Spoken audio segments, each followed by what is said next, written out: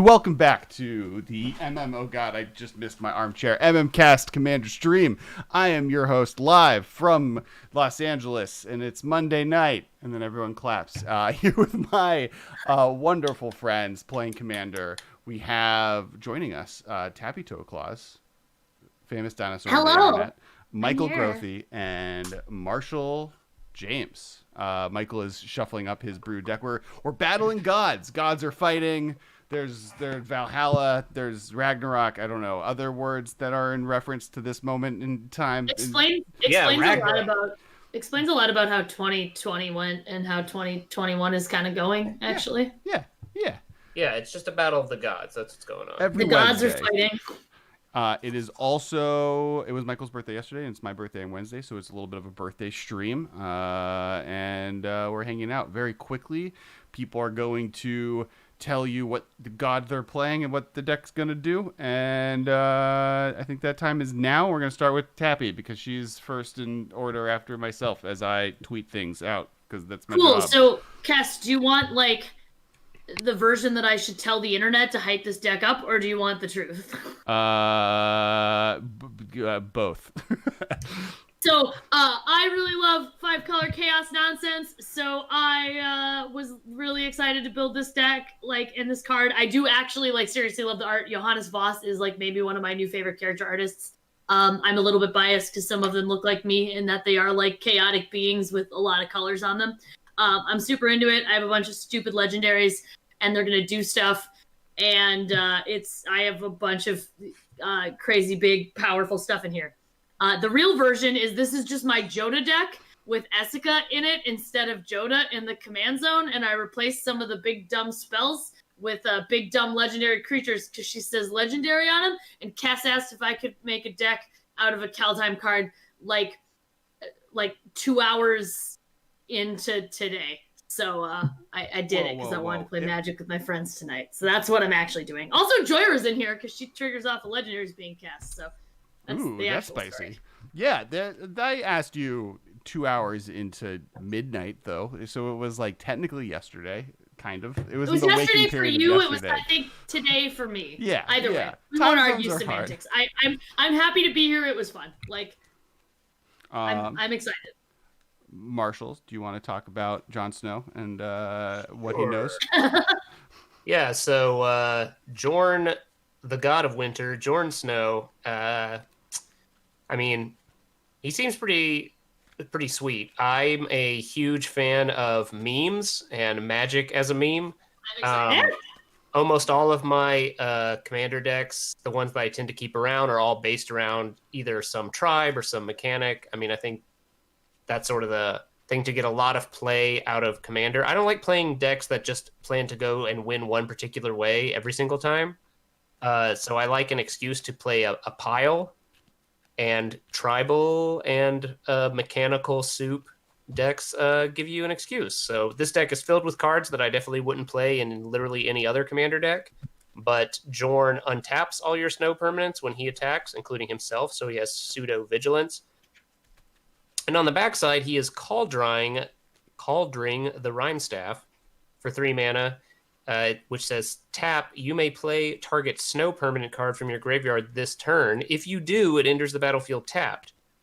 So something that I noticed on the day that this came out is I realized I would want to try and build this in Commander, and you kind of want both cards in play because they work well together, and I kind of dig that Jorn untaps the staff, so you can staff twice a turn, and it untaps the things you put into play with the staff. And so then I realized there was a trick around how you could get both Jorn and the staff in play at the same time. And so this deck is filled with ways to try and actualize Jorn and the staff being in play at the same time. Actualize the dreams you want to see in the future. Yeah, let your memes be dreams. So we're dreaming up some memes in this deck. I'm here for it. I like it. I'll go as Michael is still sleeping up, and I will buy him a little bit more time. I am playing Halvar and Sword of the Realms. I'm really just playing Sword of the Realms. I'm going to be super excited if I cast Halvar this game, and I have zero faith that it's going to happen. I'm here for the white equipment on the front. This deck is about putting stuff into play and then into my graveyard and then back into play and back into my graveyard again. It's the Alex Kessler special. Luckily, when I've done the play testing with this, it's a little less bonkers than something like Vadrock, where like I can take 30-minute turns. This one is much more on the like once a turn. It also has like a nice blink theme going on, playing with enter the battlefield effects, a lot of ETBs. If someone plays a not Thrumming Stone. What's the ETBs don't happen, Rock? Torpor. Torpor. If someone plays Torpor Orb, I'll be forever sad. So that's what the deck's trying to do. Well, hold on. Let me go. I'm also like Michael. I've got one more one more card I need to add. All right, Michael. I do actually have Torpor Orb sitting in one of my binders, like behind me on my couch. I won't. You keep those binders on the couch. My commander is Torolf, who is the god of something. I don't have him in front of me. But lightning. The red one. Lightning sounds right. Mm-hmm. He's mono red. He's a 4-mana 4/3, and the backside is a hammer. The hammer you can pay to tap, unattach it, or return it to its owner's hand, or something like that, and it deals 3 damage to target creature or player, or any target, I guess. And equipped creature gets +2/+0 if it is legendary. And then the front side, which is the more important side for my deck, is whenever an instant or sorcery would deal extra damage. I don't know the wording because I'm not looking at the card. I'm trying to sleeve. It says whenever a source you control deals excess non-combat damage. There you go. To a creature or planeswalker, is that right? Yes. Just to a creature. To a permanent, I believe. To a permanent, you can deal the excess damage to any target. So he does some chain lightning stuff. You play a lightning bolt on a 1/1, you get to chain it to another 1/1, and then another 1/1, or whatever. And so I'm playing a bunch of burn spells, and I'm going to burn a lot of permanents and hopefully players. Oh, you're right. It is whenever a creature or planeswalker an opponent controls is dealt excess non-combat damage, then he deals the excess damage to a target other than that permanent. And then he flips over to a hammer. Torolf's hammer. The creature has 1 in a red, tap, unattached Torolf's hammer. It deals 3 damage to any target. Return Torolf's hammer to its owner's hand, and then you can equip creature gets +3/+0 as long as it's legendary. 1 in a red. It's interesting that it unattaches and then returns to your hand. Yes. Feels like they could have saved some words by just returning it to your hand. But I read the Mario article, and it may just be like they wanted to get across the Thor throwing his hammer to do the damage vibe as much as they possibly could. Oh, sure, yeah. It's a mythic. It's not like word count is really a big deal breaker. It's a Kaldheim farm. It's not like word count really matters. Yeah, I feel like they could have used those words to make the backside a little better. This might secretly be yet another dredge deck. It's not. It's not. I have minimal self-mill. This deck has a little bit of mill. I was actually debating how much because we lost Tappy. I couldn't see Michael. None of us can see Michael. Oh, none of you can see. Okay, I thought he was supposed to be. I thought he was maybe in the middle. Michael has yet to join. Michael, you can join while you're sleeving. No, because everything's a mess, and I would rather not. Okay. Okay, I'm gonna take this opportunity to go get a beverage then. That's fair. I'm just gonna do that real quick. I'm gonna switch from my healthy tea beverage to Mountain Dew because I'm an adult and I can do that. Mountain Dew at 9:30. Woo!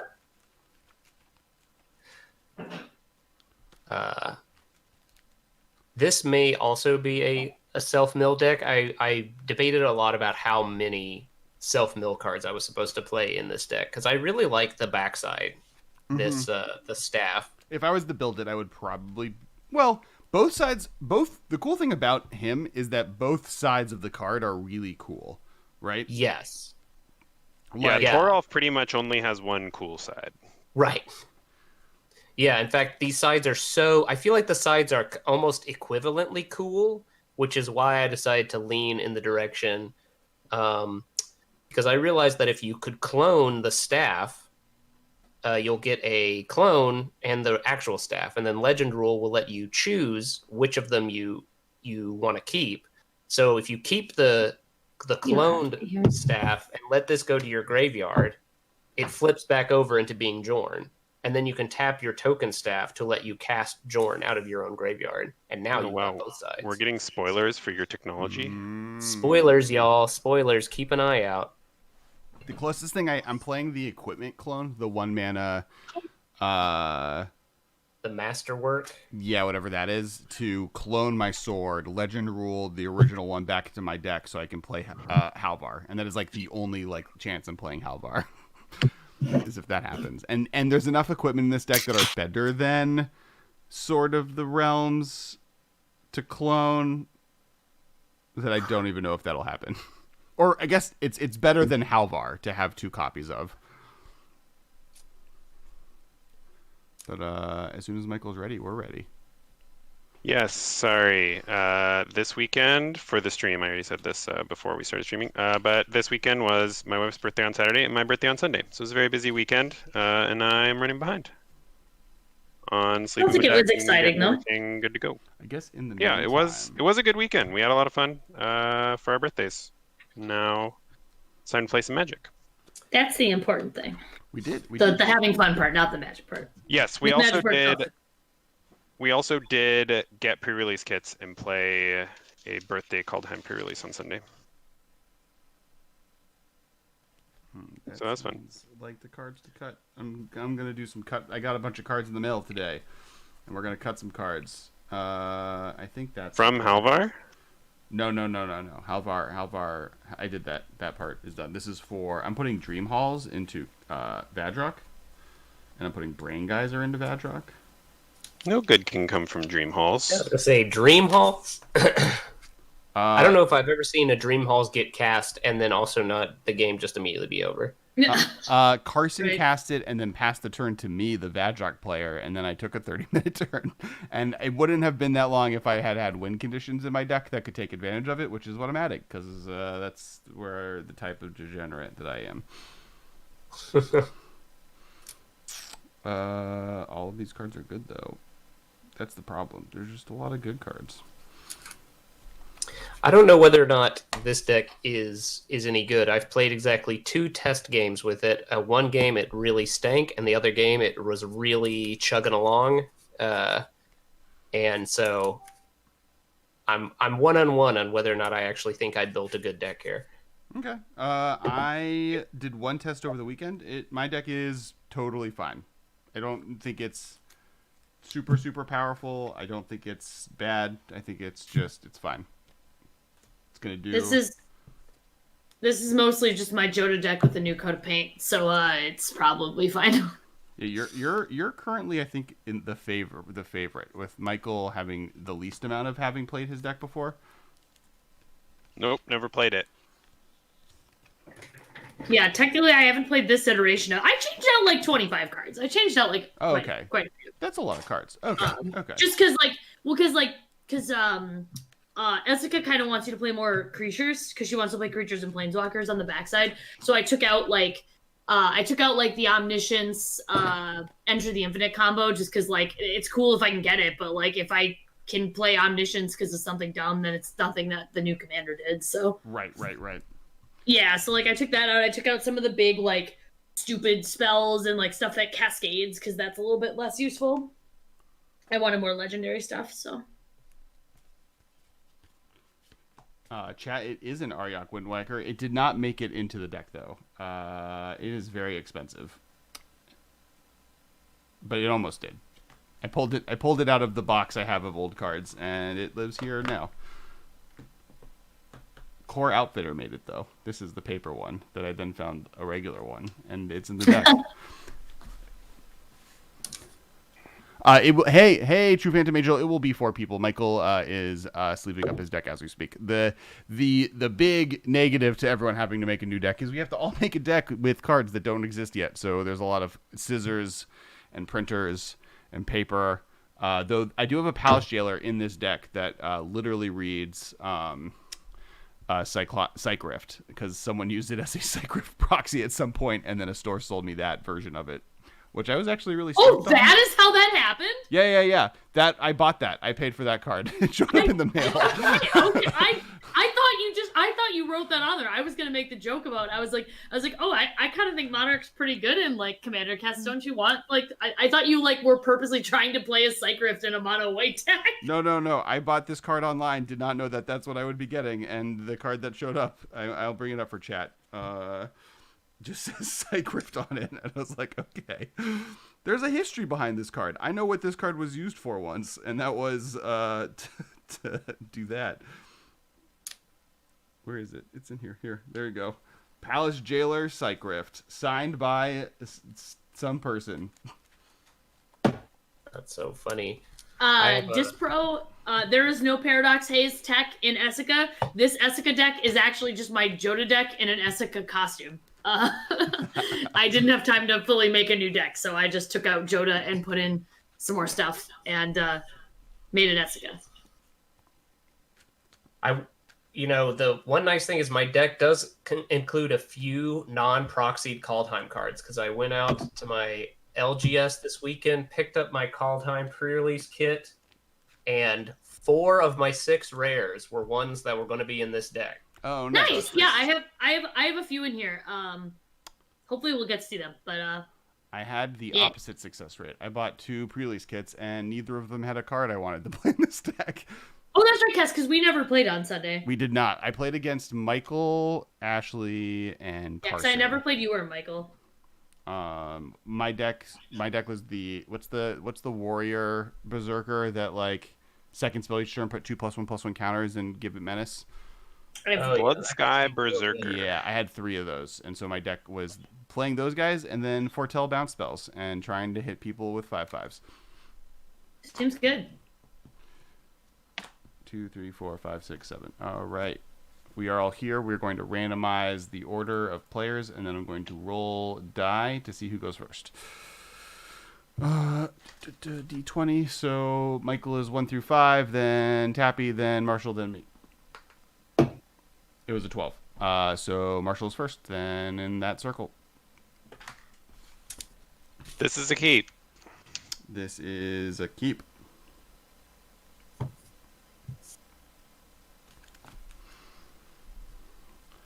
I also have a keep, by the way.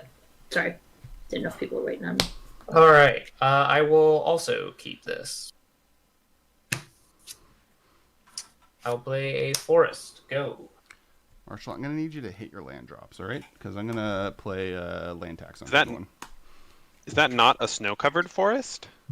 It is a snow-covered forest. This is the OG Ice Age Nice. snow-covered Very forest. fancy. Do you not see the snow covering this forest? If only Magic cards were that simple. If someone came to me and was like, "Hi, every land in my deck is a snow-covered land. I just like don't love the art on snow lands and just found actual other lands with snow on them," I would probably allow it. I will draw and play a snow-covered mountain to be done. Wow, so snowy. Very cool. Alrighty, neat. I'm gonna play Temple of Deceit and Scry 1, and that can go on the bottom, and I will pass the turn. I forgot that I had that card in here. It's not very good in this deck, but that's fine.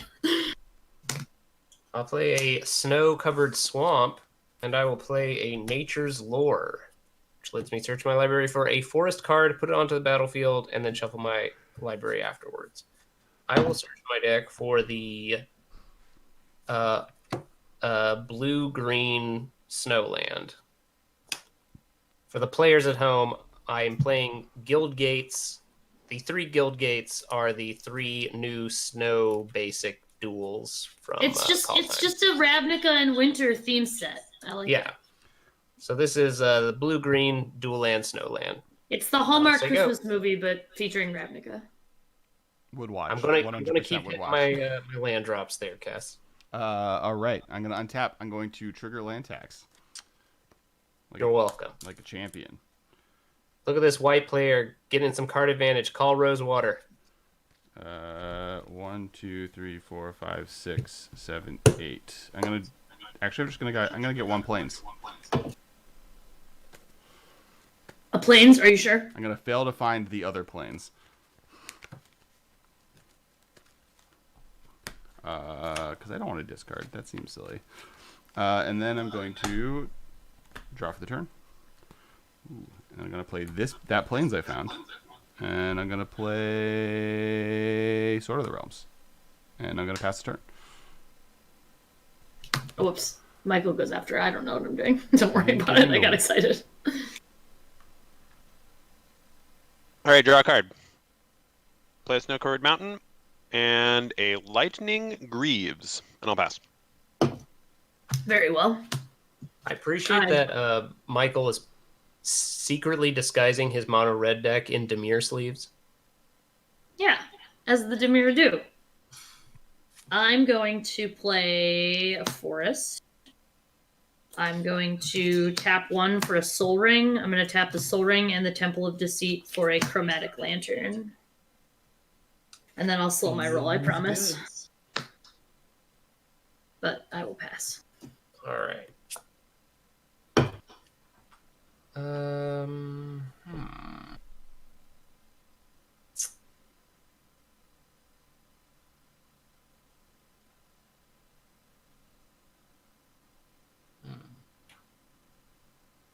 Sorry, I was muted because I'm eating. And I may have told this story on the stream before, but just in case I haven't, I thought it was really funny. There was a GP where I was playing blue-white, and I was using a Nylea playmat. It was Theros block.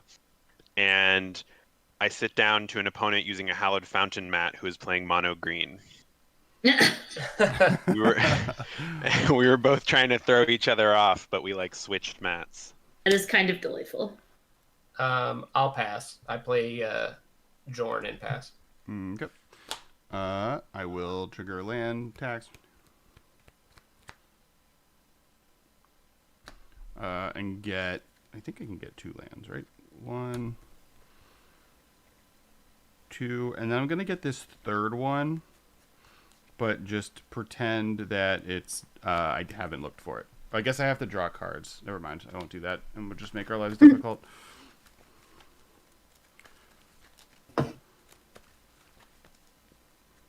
That 1 in 93 chance is the game we're playing. All right, draw for the turn. Going to play this here planes. Going to play this here Stratascythe, and then go find that planes that I didn't get, like a monster. And then I'm gonna 1, 2, 3, 4, 5, 6, 7, 8, and realize I counted wrong. And I will discard this planes and pass the turn after I get a planes and put it under.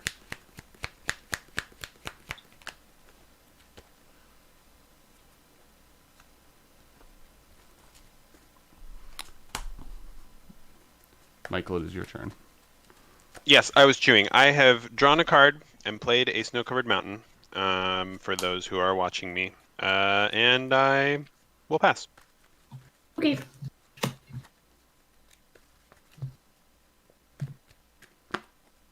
Well, this is cool. I forgot that I kept this in here. Marshall, I like your semi-custom oversleeve technology. Right.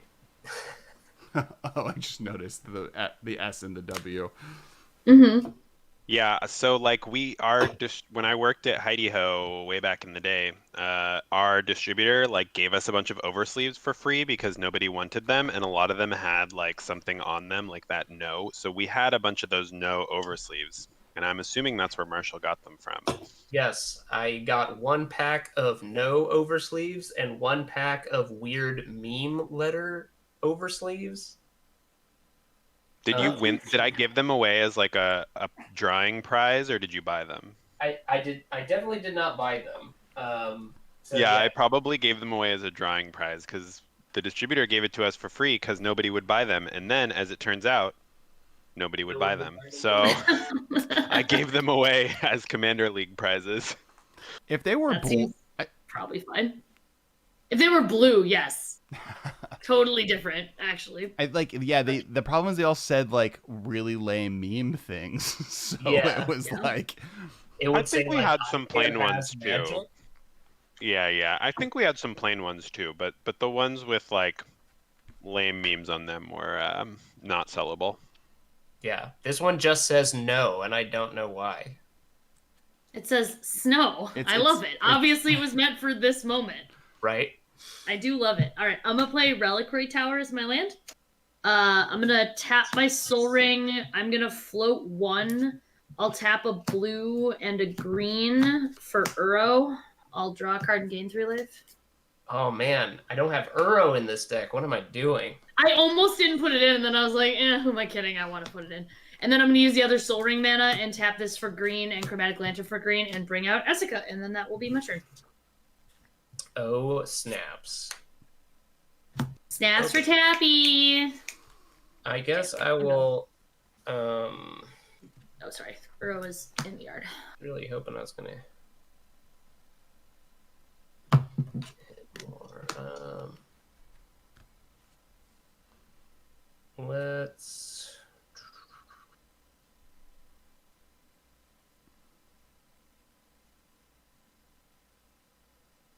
Oh, okay. I'm going to play... This is the dead place. I'm going to play the Turn Timber Symbiosis, but I'm playing it as Turn Timber the Serpentine Wood, and I'll pay 3 life. Okay.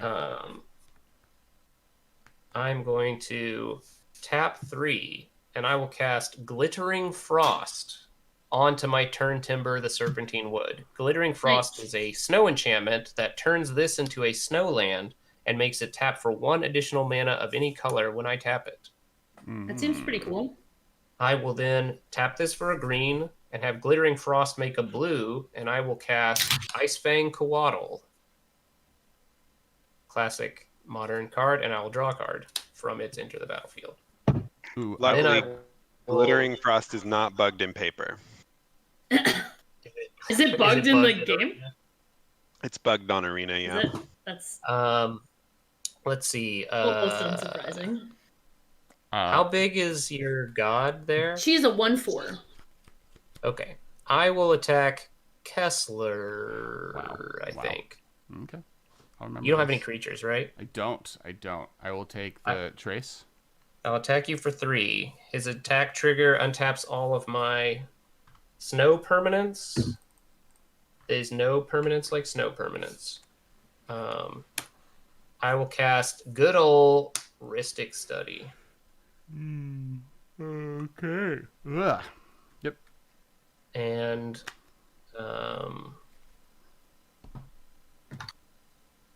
then I'll pass my turn. Plane attack triggers. I get a planes.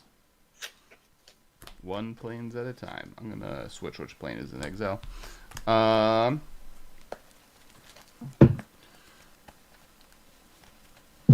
And everyone's just playing good cards. We got Marshal is like a lot going on. All right, draw for the turn. I will play this here planes. Just keep planesing it up.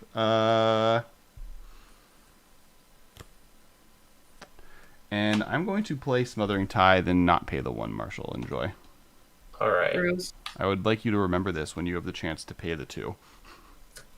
All right. Smothering Tithe and Rhystic Study both in play. Wow, we're all having so much fun now. And I played Uro already too. Yeah, it's been a great game. It's so only far. it's only not fun if you pay for it. I'm done. Like it. Michael, it's your turn. Drop. Oh my gosh, I'm gonna miss my 3rd land drop. All right, I'll play Burnish Heart and equip. Go. Okay. I will draw a card. Michael, I'm assuming you did not pay the 2 for your draw. I did not pay the 2, and I also did not pay the 1. All right. I Oppa will is pay a the treasure.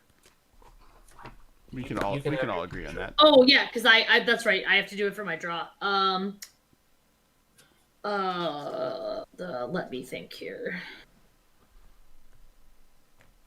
I can pay the 2. Actually, that's fine. Wow. Kess, I don't negotiate with terrorists. I won't pay for Marshals though. So I'm he's gonna the tap. terrorist. I'm gonna tap Essica for 1. Yeah, but like I want to draw cards also. Never mind. I don't have any reason to do anything I'm doing. But I'm doing it. In classic Tabby fashion, I've completely lost track of my morals, but I want to do the thing. I'm gonna tap 5 for Urban Evolution. I'm gonna draw 3 cards and put an extra land into play. So I'm gonna play both. Do I need to actually shock these in? I will get 3 of those treasures. I'm assuming. Do I want to send a message? I don't think so. I'm gonna play a Steam Vents and a Watery Grave. Do I have 2 Watery Grave? No. Okay, that was the Temple of Deceit. I was like, God damn it, do I have 2 of the same land in here? No. Okay, so Urban Evolution Resolves. March, I didn't pay for the 1. All right. So you can have your card. I did. And then I think that's it for me. Michael, can you explain how the card is bugged on Arena in chat or vocally, whichever you prefer? Yes. So it may have been fixed already, but on release day, if you tried to manually tap the land instead of giving you an option, it would just give you a blank screen where the options for what color to pick were supposed to be, and then you would time out on your turn, and you would be forced to pass the turn. That's okay. That's bad. But auto tapping would still work. Yes, you could still auto tap it, but it's annoying because it's kind of a type of card you would want to auto tap, or you would want to tap manually. I mean, to like choose what color you're adding, and like you're untapping it with stuff, and right. With the card that untaps the snow land, you can like untap it to ramp and stuff. Yeah, it was just awkward. It may be fixed by now, but that's how it was on release day, and I have not tried to auto tap it since because I'm scared.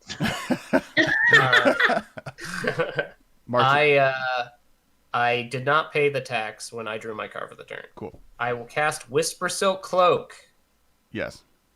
Jorn Fancy. will attempt to equip the cloak. I will Swords to Plowshare Jorn and pay the 1. How See, dare he you? is a monster. I knew it. This was for the greater good. I mean, I agree, but like, I just wanted to call you out on it. All right, well, I will attack Kessler for 1. I will take the 1. And then I'll pass, I guess.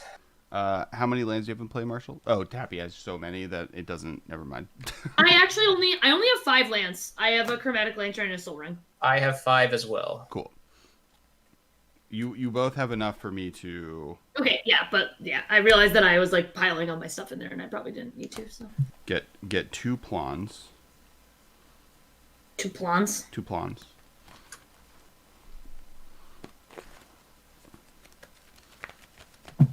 I think I'm at the point where I need to start put creatures into play. A dangerous pastime. And then I will draw for the turn. Ooh. I will play this here Plons, which is just really fun to say. And then I will use all of the treasure and cast Archon of Justice. When it dies, exile target permanent. I did pay the 1, Marshall. I will equip Archon of Justice on with the Sword of the Realms. So for those who don't remember, this is +2/+0 and has Vigilance. If it dies, I return that creature to my hand. Which apparently is a Valhalla reference. Or not Valhalla, a Ragnarok reference. And then I'm done.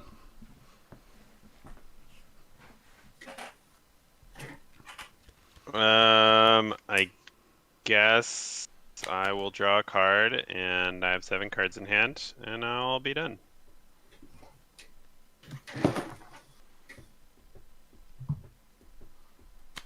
Let's see what I draw. Cool. Cass, I will not pay. Cool. I refuse. What's your Archon at, and what does it do again? It is a 6/4, and if it dies, it exiles any permanent of my choosing. That's gross. Likely the permanent of my choosing is the one of the person who kills it.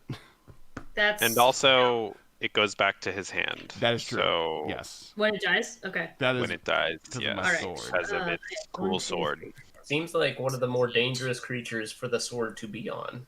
Yeah, that's about correct. I've had a foil one of these for like 8 years and did not know what to do with it. I was really stoked when I realized these would be good together. I'm gonna I've got a foil. I've been tap Essica for a long and time. the Soul Ring. That's 3, 4, 5, 6. Gonna tap 7 for Zendikar Resurgent. Oof. Which I should have probably taken out, because in theory I should be tapping all the creatures that I have for lands. But lo, look upon my creatures and see that they are barren. So I'm just gonna play this other stuff. Did you want to pay a 1 for that Zendikar? I'm thinking about it.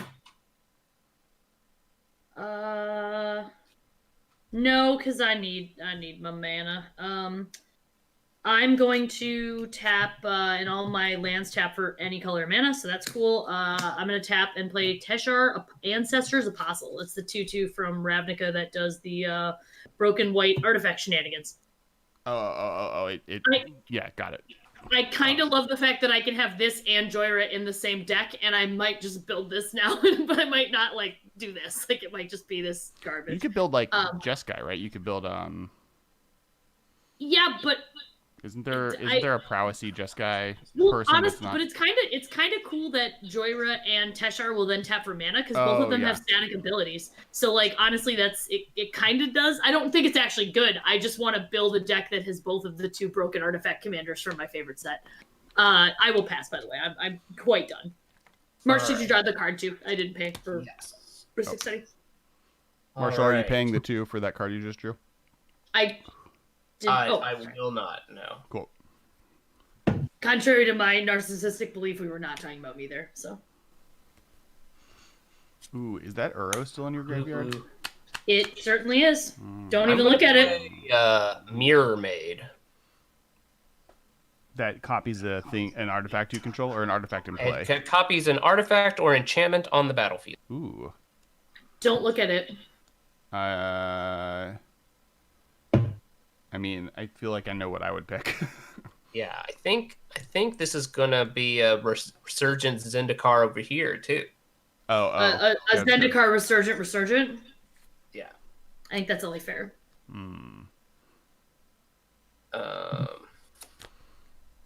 So let's see, I got 6 manas now.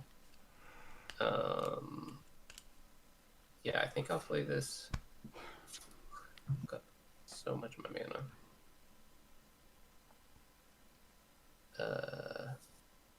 I'm gonna play Frost Marsh. Is that you when you play this deck? Are you Frost Marsh? I'm super chill Marsh. That's what the kids call me. All the kids, they all call me super chill Marsh. I'm gonna play Sculptor of Winter. Draw a card. I'll play. You drew a card. Yes. You may get a treasure. Cool. I'll play. You're drawing a card because of Zendikar Resurgence? Does that have a card draw effect attached? Yeah, whenever you cast a creature spell, draw a card. I will spend one of the snow blacks on Arkham's Astrolabe. Draw a card. I'll spend the 3 that I have remaining to make a morph. Drawing a card. Yeah. Typical Marshall. Can't build a deck without any morph creatures. It's true. It's true. To be fair, I literally couldn't build a deck without cramming Joyra and at least like a handful of artifact loops in this deck, so I shouldn't throw stones in my glass artifact house. I guess I will discard Key to the City, and I'll say go. All right, I'm gonna untap. I'm going to assume someone has 7 lands in play because they do. It's 1, 2, 3, 4, 5 for me still. I didn't play a land last turn. I think Marshall has 7. I have 1, 2, 3, 4, 5, 6. 6. Okay. Still, that triggers land tax. Because I have 5. 1, 2. Well, Squirrel, let me tell you, I have a running collection of Marshal cards. I'm just waiting for the day they print a Boros Legend. That's something Marshal. So I can play them all in a deck together. I do have an Audric Lunarch Marshal deck, but you miss out on a lot of the red Marshals when you just go mono white. What red marshals are there? There's Skirk Fire Marshal. There's. Let me look up the Marshals here. So in this deck, are you going to play like Marshal Coup, or is that not? Oh yeah, you play Marshal Coup. I allow that. Marshal Okay. Coup, Marshal Law, Marshal Impetus. Yep. Okay. And Gideon Marshal Paragon. Ooh. And then the other Marshal you get, there's Goblin Marshal, who's like the big Mog War Marshal. Then there's Mog War Marshal, obviously. Yep. And Skirk Fire Marshal. Okay. First thing I'm going to do is play Angel of Finality and exile that Uro and the rest of your graveyard. That's the only thing that's in there. Cool. I am then going to attack Marshal. Oh no, wait. I'm going to Marshal. I did not pay the 1. All right. I will draw a card. I will equip Stratascythe. And attack you, Marshal, for 4, 5, 6, 7, 8, 9, 10, 11, 12. 12? Flying. Jesus. Because he's got a Stratascythe on. Yes. And if he dies, he goes back to your hand. Yes. And I exile a thing of my choosing. Yeah, that's doesn't seem nice. I guess I'm taking 12. Yeah, I guess I take 12. Cool. I will go down to 5 treasure, and I will play an Altar of Dementia. I will not pay the 1. Gross. I kind of feel like I'm all right. Yeah, I think I'm all right. Okay. I don't think Kess can just kill us yet. Yeah, I do feel very afraid now. Yes, a little bit. Is that Archon of Justice tapped because it attacked? Yes. Oh, it has Vigilance, right? So spicy. Yeah. Do I want to do this other thing? I guess I do.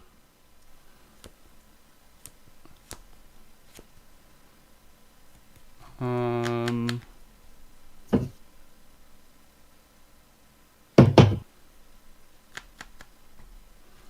going to play Revelark as well.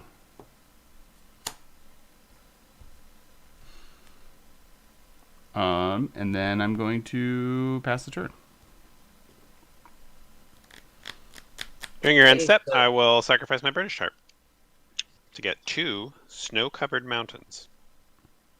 Hey, so Michael and Tappy, I feel like gotta Very scary. What do you have on your Archon? Do you have both have the Stratascythe? Zendikar Resurgent in play. Yeah, and somehow you're scarier than us. What does that say about you? Because I can kill Look in the mirror, one of them. Tess. Well, I'm asking you to change your ways. he's dealing damage to people, but he's not drawing a lot of cards or making a lot of mana. That's true. I guess I am drawing a lot of cards and making a lot of mana. I liked Marshal's plan better. Of let's blame Kess for all of I'm our glad problems. that I subbed Ben out for Tappy, another person See you, whose Hagen. goal is to murder me. Night, Hagen.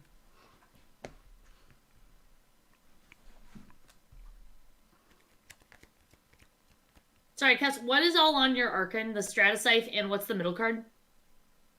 Middle car is the Sword of the Realms, my commander.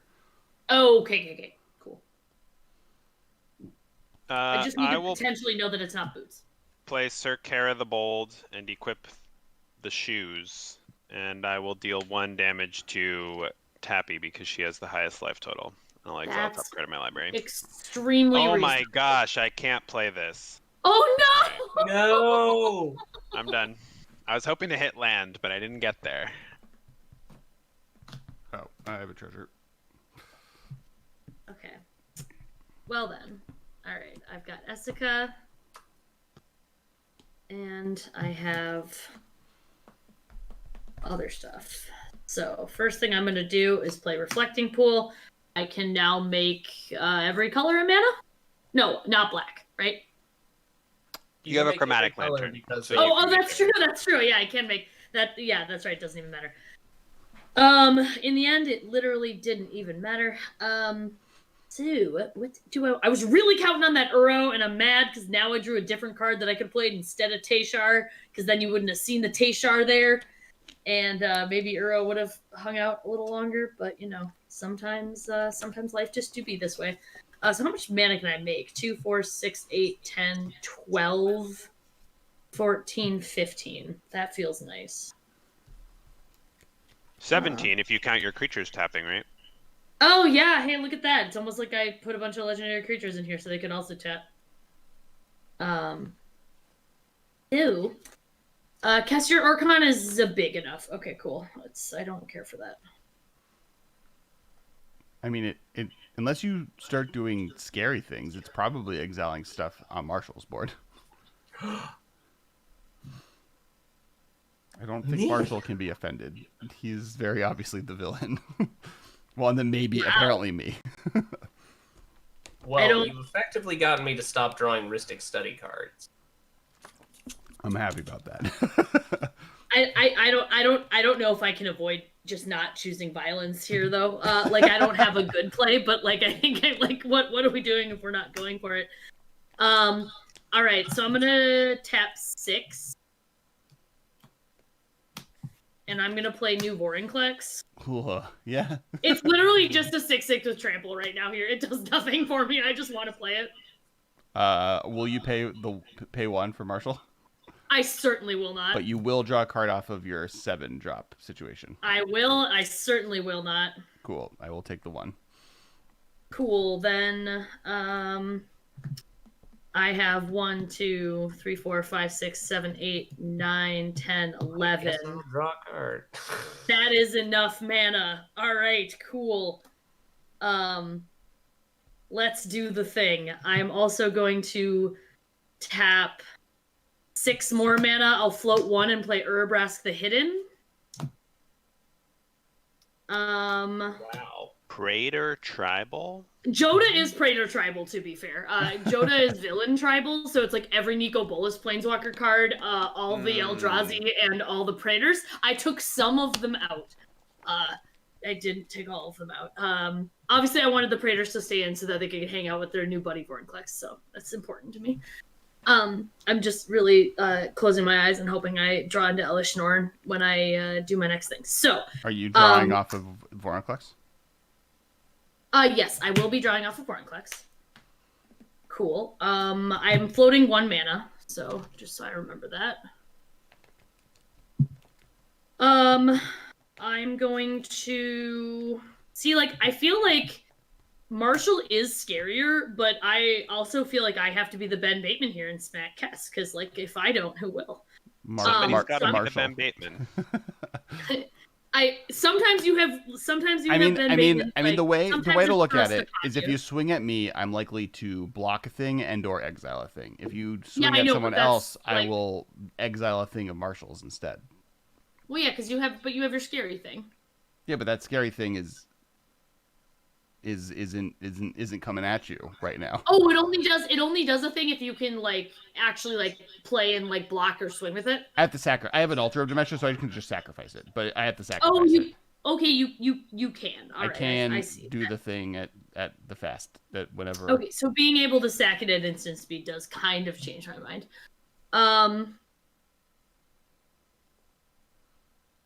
Yeah, then Marshall, I'm sorry, the villain has convinced me. I'm gonna tap 1, 2, 3, 4, 5, and use my last Urabrask. extra mana, I'm gonna cast Karn's Temporal Sundering and bounce Marshal's copy of my Zendikar Resurgent. Hi, Raid. Thank you so much, Floofies. What's up?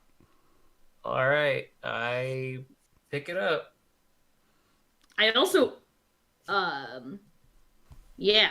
There's been a sundering. You've arrived for a sundering. It's also there so you can pick up Essica and play her as the thing that I probably should have played her this whole time, but I didn't. So, all right. So I have an extra turn coming through, but I also get to swing and do some violence.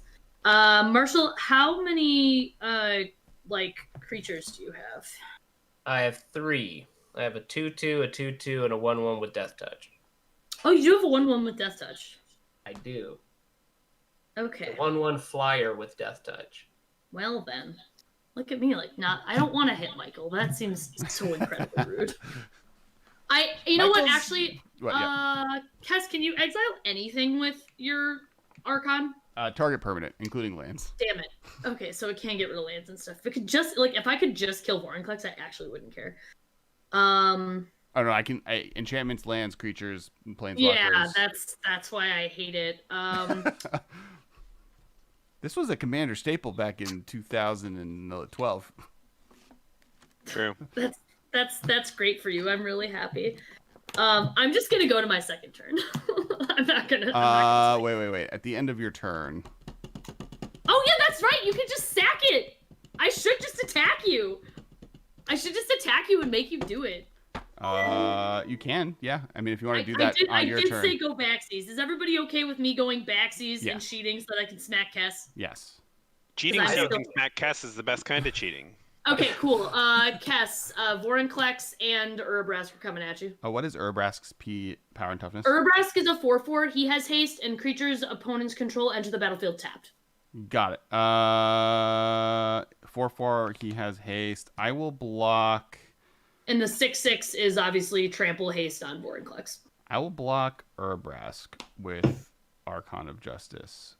Cool. Oh, you could bring up the Vorinclex on the stream. Ooh, I could. But there's like cables on my keyboard, which makes it hard to type. Cables on my keyboard. A new album. If I could have just cast this stupid idiot for free every time I played this, I'd have so many cards in my hand. Then I would have won the game. But Kess, I had to go mess it up. I feel like that makes me the good guy. I will block. I don't think it does. I still don't think it does. I will block. I will block the Urabrask. Cool. Urabrask dies. And then I will take 6. Cool. All right, then I will go to my second turn. At the end of your turn, I will sacrifice Archon of Justice and exile your the party time enchantment. Yep, you're the worst. And then Archon comes back to my hand. Yeah. Am I the worst? You just said I would have won. I don't know that. I just know that I would have been able to cast Uro 3 times in one turn and then gone to a second turn where I cast Uro more times. Sounds bad for me. I see no problems here. Kessler, watch out. An IRS debt collector just started following your channel. Oh, really? Oh, no. That's kind of hilarious. They're like, why did you write off all these purchases from tcgplayer.com on your business expenses? I mean, that's actually... I have enough income that I could write those off. From podcasts plus games, that's easy. That's a write-off. Writing that off. I've never done that before, but I could. I wrote off any MTG Arena. Like, I write off Spotify and Netflix. Like, they're all media research. I run a media company. Being anything adjacent to entertainment lets you write off a lot of entertainment, which is nice. Okay, so now I have to count my mana like a plebeian. Iris bot. 1, 2, 3, 4, 5, 6, 7, 8, 9. Man, I'm back to having 9 mana. 10 mana. How will I survive? It's a banana, Michael. What can it cost? 10 mana. Have we told you the story that me and Michael are currently a year and a half waiting for special blue bananas? Oh my gosh. What? So Wait, hold on. My hands. Wait, yes. Okay, do you know of the like banana that's been modified or discovered that tastes like vanilla ice cream and is blue colored? Yes, I am. I took genetics. Yes. In So the college. I've never had it before, but I posted it being like, because I have been on record talking shit on bananas because they are. Fair. Yeah, he's a banana hater. They're weird and not good. I But am a banana hater too, to be fair. Like, nice.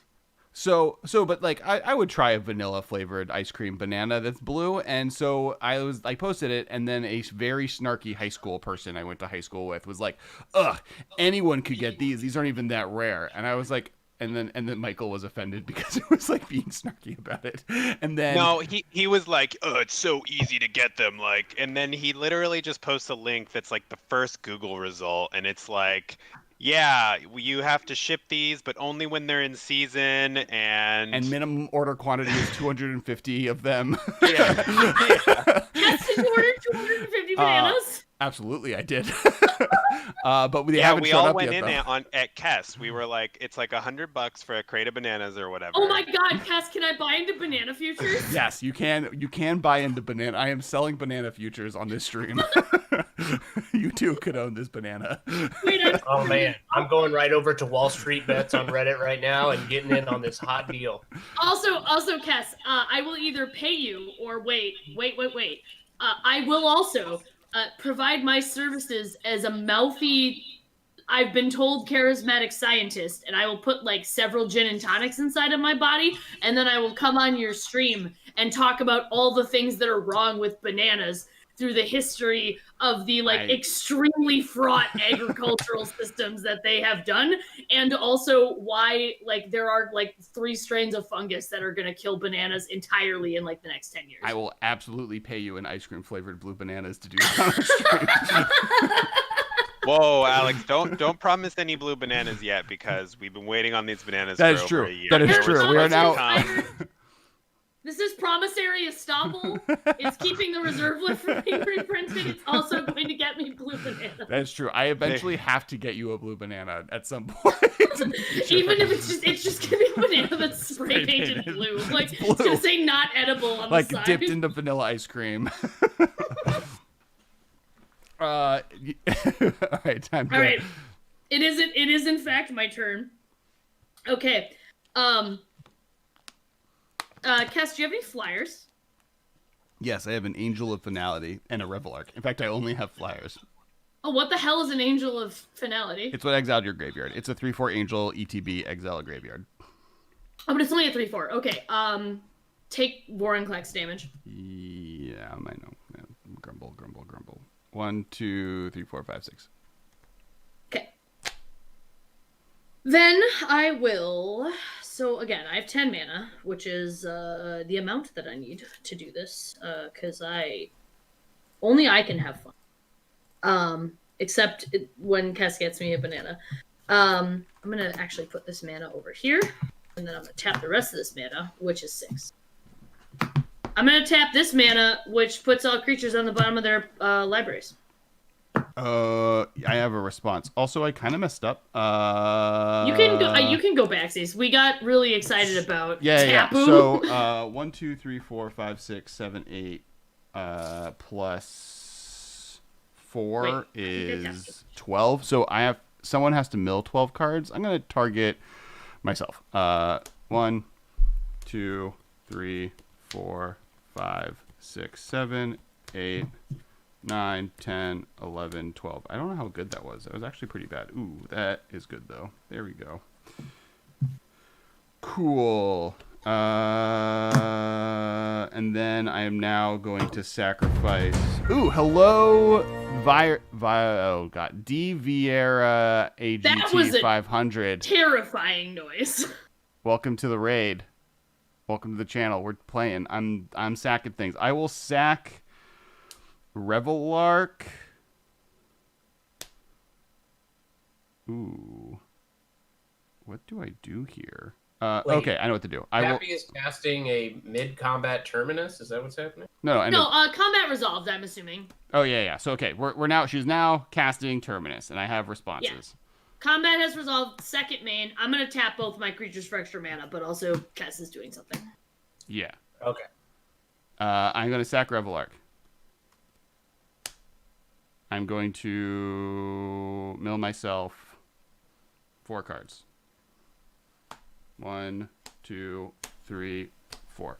I'm going to, with the Revelark trigger, get Karmic Guide and Core Outfitter.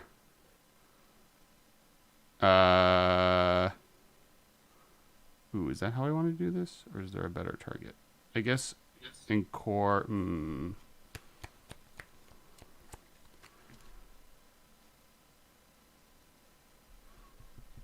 So can I eventually loop this in the way I want? I think I can. Revelark... Say, did we just lose? I hear you like sacrificing Revelark and you have an Ultra Dementia. If you've got Oh, no, yeah. I just win, right?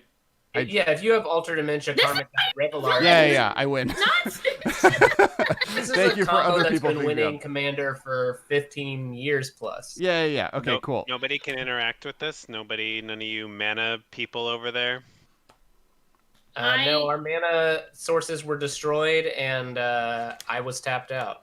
So. Like, real talk, my hand is this, so, like, I have nothing. I mill out everybody. Accidentally. I accidentally in quotes.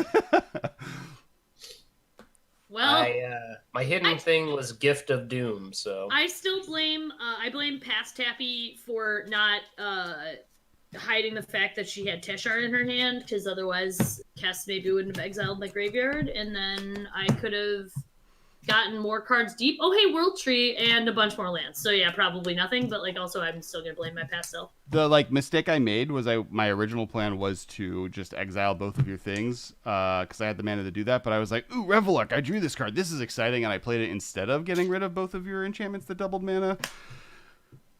That's fair. Also, I think and it ends I think up the that real goes tech, infinite. I think the real tech with Karn's Temporal Sundering is to always put it in an Essica deck, because you can then bounce your own Essica if you need to, like, once you don't need the mana anymore. You can flip her to the other side, because you can bounce your own stuff. It's target non-land permanent to its owner's hand, not opponent. Which is pretty cool, because then you can take the next turn and you can tap all your creatures and just, while Essica's still on the field, and then return her to your hand, and then play Prismatic Bridge with all the mana that you just tapped your creatures for. So I feel like that's the correct thing to do. Yeah, that seems really good. I got distracted by blue bananas, and I'm like extremely... I did too. Enough that I forgot that I had an infinite kill in play, apparently. When they first announced Brawl, when Dominaria came out, I was like, I bet I could break this format with Paradox Engine. So I did, and Tishana was my commander. And I definitely found my own Tishana with Karn's Temporal Sundering a bunch. That sounds extremely fun, actually. Yeah, it was extremely fun, but not for my opponents. Well, which one is Tishana? Tishana's the one... Sorry. 7 mana Merfolk Shaman. When she enters the battlefield, draw a card for each creature you control, and her power and toughness equal the number of creatures you control. But basically, I just played every mana producing creature in the format with Paradox Engine, and then just like try and turbo out Tishana as quickly as possible, and then like a couple of things that could like dig for or tutor for Paradox Engine. I don't know that there were any tutors in blue-green actually at that time, but there were enough ways to dig for it. There was the Merfolk uncommon that tutored you up a Merfolk from Rivals of Ixalan. Oh yeah, but that doesn't find me Paradox Engine. Oh, true, yeah. Oh yeah, finds you Tishana, who's in your command slot. Remember Brawl? That was a format.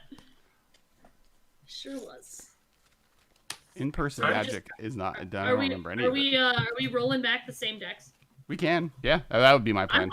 I'm super down. I just hope that we should let Michael go first, and because then. Well, I cast 3 spells last game, so maybe this time I'll play my deck actually. Yeah, that's what I mean. Maybe we just let Michael go first. I agree. Because also then we don't have to. Then we also don't have to like roll. Random. Well, we can hit the old randomizer if we wanted to move our. Yeah. I'm also just lazy, and I think it's fine if we just let Michael go first. Oh, I already did it. Michael is going first, but then it'll be Marshall, then Tappy, then me. Good. I like Kessler going last. Yeah, I think it's fair. I won. I won. He's like literally a villain. I am the bad guy.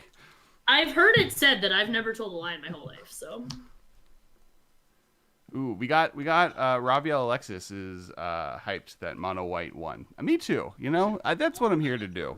You guys all said white was bad, and it's out here milling out opponents, looping archons. Old mono white mill deck. It's a hand Marshall that said I it was shouldn't old. keep, but I am going to keep, and that's where we're at.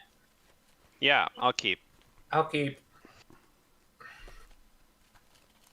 Alex, do you have a hand? I am shuffling still. I took out a lot of the lands in my deck and had them in my hand or play because land toxin turn 1 is a thing that does stuff. Yep, it'll do that. 1, 2. Do you have the new cool Commander Legends white card in your deck? Which one? The one that That's a searches up lands or makes 1/1s. Oh, No. Keeper of the Accord. Keeper of the Accord. That's a Yeah, cool that one. card's real good. I'm a big fan. I got one in my Commander Legends sealed box. I mean, I guess it doesn't necessarily synergize with the thing you're doing, but It's also just good. I had a few of the get planes a lot cards. I also had the one that you can look at the top card of your library and play lands off of it if you have less lands than your opponents. oh yeah, that card's pretty cool. It in gold fishing, it was just kind of disappointing though. Are you playing Core Cartographer? I was and I cut it. Yeah, that makes sense. It's always too clunky. I always want to play it. I'm like, it's a freaking mono white Farhaven elf. This is the best, and then it's not. Well, what about Farhaven elf. what about the new one that's in the Commander deck? Is the it farm? Does it ETB? I thought it you needed to foretell it to do it. Let me see here. I don't know what that. I don't know. I'm not familiar with that card. I know what you're talking about, Marshall, but I do not. I'm bringing it up. It is called Stoic Farmer. If you want to look it up for the thing, Stoic Farmer is a 4-mana 3/3. When it enters the battlefield, search your library for a basic plains card and reveal it. If an opponent controls more lands than you, put it onto the battlefield tapped. Otherwise, put it into your hand, then shuffle your library, and has a foretell cost of 2. So it's a strictly better in every way. It is a little bit worse because Wow. you can't get it back with Revel Arc, but otherwise, yeah, I would play this over Core Cartographer. Yeah, it's not the creature types. Maybe you need a core shaman or whatever cartographer is. Core Scout, I think, instead of a dwarf probably peasant. Scout, yeah. Peasant is a good creature type. I'm a fan of that. Let it never be said that Michael Grothy doesn't love the peasant. There was a Core Cartographer in one of these piles of cards in front of me. I mean, I'm not Standard's been finding it. getting wrecked by a peasant for over a year now because Edgewall Innkeeper is a peasant. It's funny that there are Eldraina's still in Standard. there are only 6 peasants in all of Magic. Unfortunately. What is time? It's like a flat disc I have a sitting in hand. the opposite Michael, you can direction. go. Oh, yeah, cool. Yep. Here is Snow-Covered Mountain. Would you believe Done. that Draw a card and then Snow-Covered Mountain. the fact that Eldraine is not over 3 years ago is Isn't Eldraine 2019? No? yeah, no, it was a year and 3 months ago. I yeah. don't. Yeah. All right, my turn. Yep. It's fake time. 15 I will months. I will play a snow-covered forest, and I will play Boreal Druid. Go ahead.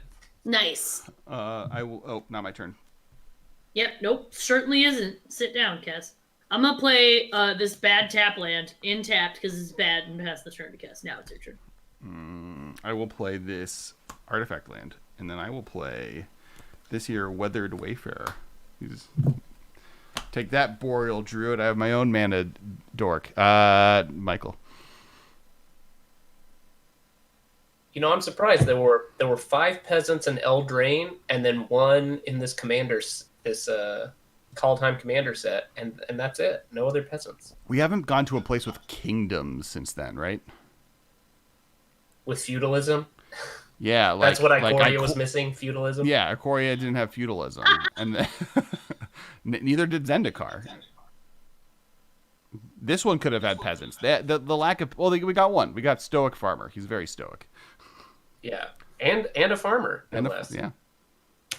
I'll play a snow-covered swamp, and I will tap 3, and I'll cast Jorn, the god of winter. Jorn Snow knows nothing, and I'll say go. See it. Also, further proof that I feel like Magali is just the best character artist doing magic art right now. Is that the good old for Yeah. Jorn? There. Jorn is real good. I like love- Jorn's ferrets. Yep. It's got little ferrets in the art there. He's got like a lot of details. He has a lot of character, and like also as someone who has tried to make the outfits that multiple different artists have designed, Magali has at least like an idea of how fabric works. And it shows. Whereas like again, no shade to other artists. Like other artists are good at other things. Just it's very obvious that Magali has like looked at a dress once. I'm gonna play Rejuvenating Springs and tap 2 for a Bloom Tender and pass the turn. Thanks for the follow, Sneaky Turtle. Sneaky Turtle Josh. Oh, it's my turn. Cool. Yeah. I draw a card, as one is wont to do. I will play... What does Sweetly want to do? Mutavault. I will tap these 2 here lands, and I will play 1 Core Artificer, aka Stoneforge Mystic. And then I will be done whenever I find whatever equipment I want, which I don't even know. What's good? Probably that. Michael, you can start going. I don't think what I do is going to be different. Unless you like play something that I have the exact weird equipment that hates you out. I think I'm not going to change my mind based on what you do. Yeah, what if you go search up your Manriki Gusari after I play an equipment? That would be spicy. Yeah, I got. I'll play my commander. I'm done. When I picked up my Kaldheim pre-release kit the other day, I also picked up one of those signature spellbook Chandras, and I was delighted to get the Chandra herself as my foil. Ooh, nice. Speaking of Magali. Nice. So she slid right into my Queen Marchesa Planeswalker deck, so I was pretty stoked on that. I will play a Tropical Island, and they have not banned every Eldraine card out yet, Hawkfrost. As much as... Apparently they haven't banned the peasants yet. Yeah, that's what needs to get banned. Let's get these peasants out of here. This is a bourgeoisie-only stream. I want my blue banana cast. Only the finest bananas on this.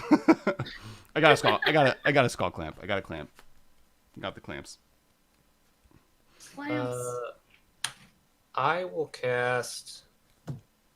I'm going to cast Abominable Tree Folk. What did you get with Stoneforge? The skull clamp. All right. I will play Abominable Tree Folk, and when it enters the battlefield, it will tap your Weathered Wayfarer. It does not untap during your next untap step. Got it. Michael has a god in play. And then I will attack. I'll attack. Everybody's life total needs to be reset, right? Y'all are all supposed to be 40, right? Including you, Marshall, unless you've taken Including me. I am also to blame. Just don't be throwing no rocks. Cass could stay at 26. Dude. You'll allow it? That'll be clamp that banana. I'll allow it. I think I will attack. I'll attack Kess for 3. Damn. Yep, I take it. I'm just not gonna. I think I already have that commander damage on me. I'm gonna check. Yep, cool. And then I'll cast another one of the new cards from Kaldheim that came in my pre-release kit. Draugr Necromancer. 4 mana, 4/4, Snow Zombie Cleric. If a non-token creature an opponent controls would die, exile that card with an ice counter on it instead. You may cast cards from among those your opponents control in exile with ice counters, and you may use snow mana as though it were mana of any color to cast those spells. Very cool. Mm-hmm. And then also go. Yeah, my deck is boxed. We did it.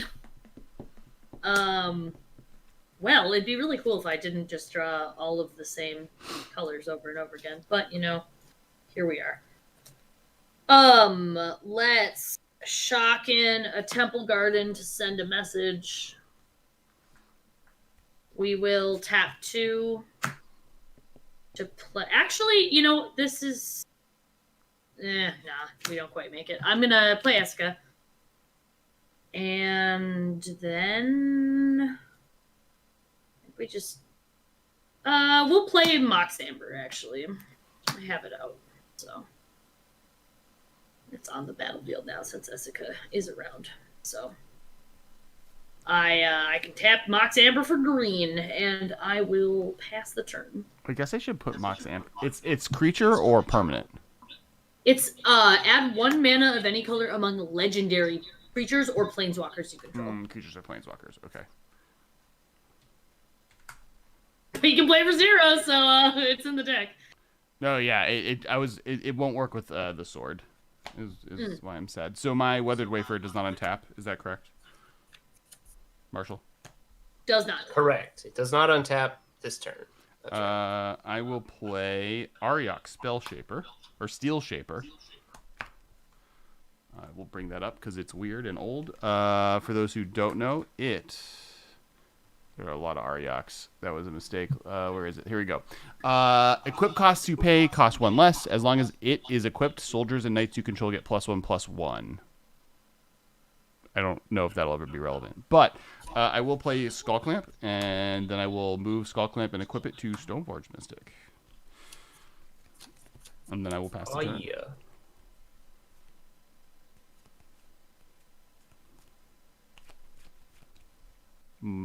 Mikael. Oh, yep.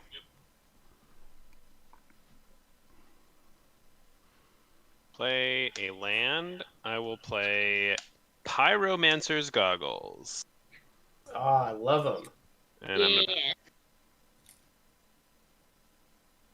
You said you're done then? I am done.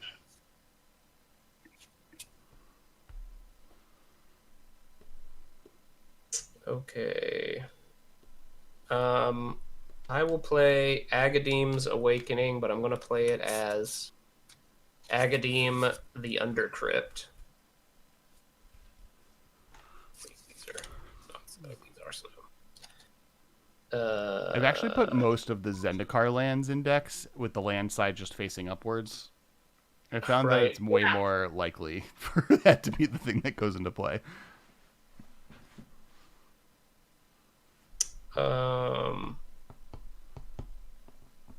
Let's go.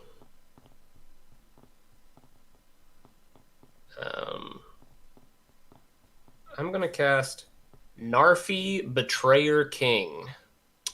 Legendary Snow Zombie Wizard. Other snow and zombie creatures you control get +1/+1, and I can pay triple snow to return him from the graveyard to the battlefield tapped. Okay. He is how do you spell his first name? Narfi, Narfi. Ooh, there's even a story about him.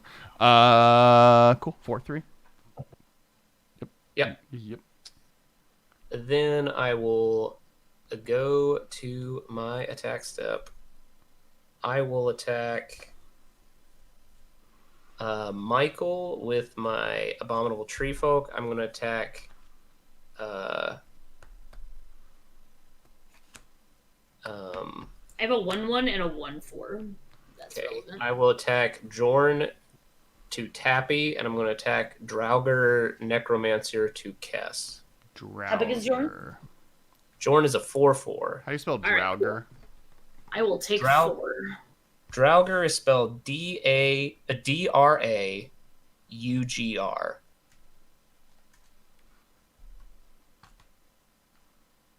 You're attacking me with your Tree Folk, which is an 8/8. Yeah, it's a 1, 2, 3, 4, 5, 6, 7, 8 because of the yes. I do not block. I do not block either. All right, so Michael takes 8. Ben Alex takes 5. And, I'm not even in a suit. I even have a shirt with my face on it. I also have a shirt with your face on it. And we'll be getting new ones. I have the new one on. This is. I know. How far again? Oh yeah, it's Alex. I can see his face is on his shirt. There you go. Go ahead.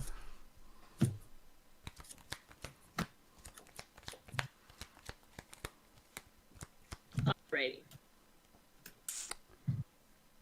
Cool. I'm going to play this island. Then I am going to play.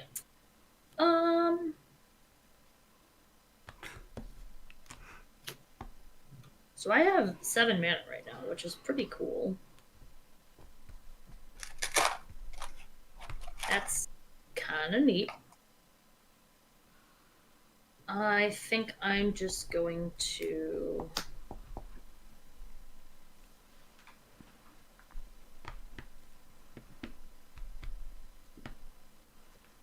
Yeah, I think I'm just going to do this. So I will tap Essica for black, and then I will tap a white and a green, and I will play Kethis.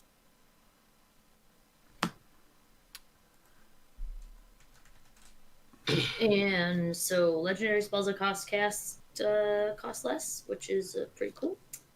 So I now have 4 mana to do stuff with.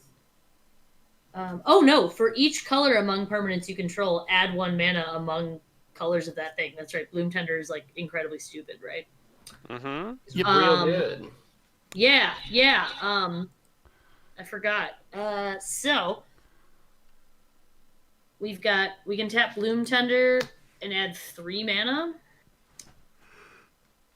And then let's tap.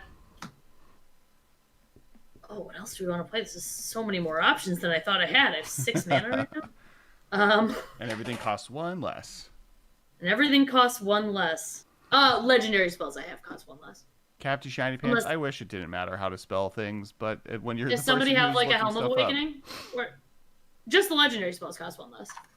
Yeah. Yeah, okay, sorry. I was like, not everything. I have some enchantments in here that I didn't take out because I forgot that they were what they were. So yeah, I'm just gonna tap that for 3, and I will play Nylia, Keen-Eyed. So I don't. Is she? She's the new Nylia. She may in fact be a creature, actually. So 1, 2, 3, 4, 5. Yeah, she is in fact a creature. So she's indestructible 5/6 as long as devotion is less than 5. Nylia is not a creature. Creature spells I cast cost 1 less. And for 2 and a green, I can look at the top card of my library. If it's a creature card, I can put it in my hand.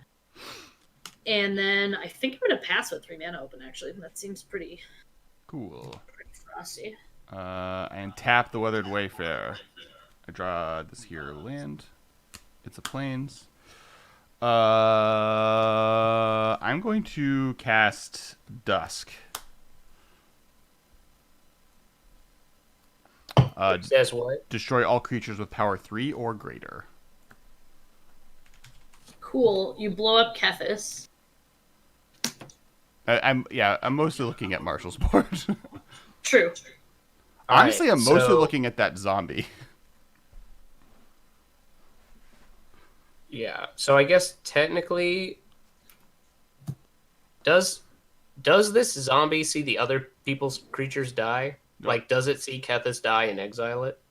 It says Oh. if a non-token creature in a controls would die, exile that card with an ice counter instead. Yeah, it does. Okay, so Kethis should be exiled, but then Cool. the rest of the things With that die. with an ice counter, so if he gets the Necromancer back, he can still cast it. Alright, cool. I will put I'll put a frosty dice on it. Frosty dice. Perf. I don't know if he has a. Well, I guess he has the staff, so he. I mean, I like to pretend that people can do silly things. Yeah, I could actually pull it off. And then There you go. I believe in you. will... Alex, I gotta say, I love that your bot just randomly says soup in the chat sometimes. That's a good randomly timed bot command to have. Thank you. I will also participate. I think I'm done. I think that was my turn. I'm not going to attack anyone. Cool. Untap. Good. You sit there and think on your sins. There were scary things. Things were spooky. Now they're slightly less spooky. Your Nightlia is still really terrifying, though. He's a 5/6 indestructible. I'm happy for that. I'll play Ugin the Ineffable, Oof. and I will exile the top card of my library, and it'll be a 2/2. All right.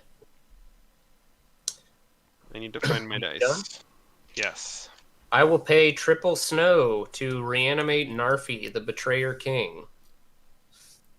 And then I'll untap. Raw. I will play a command tower.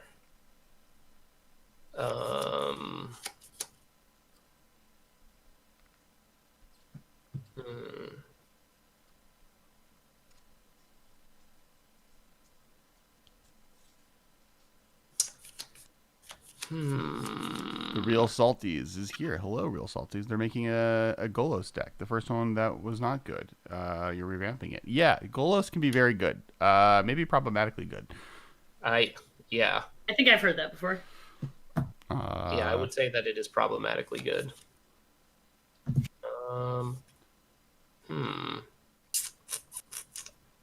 Well, Check something, actually.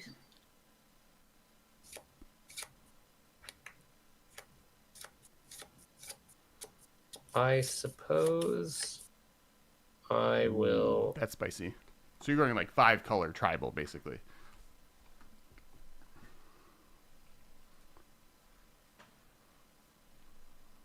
I'm going to cast the Rhyme Staff half of Kaldheim.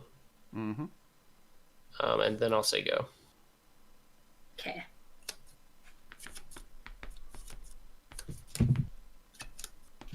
I realized I had to maybe look something up because I wasn't sure about how something worked. All my chew toys are in the other room.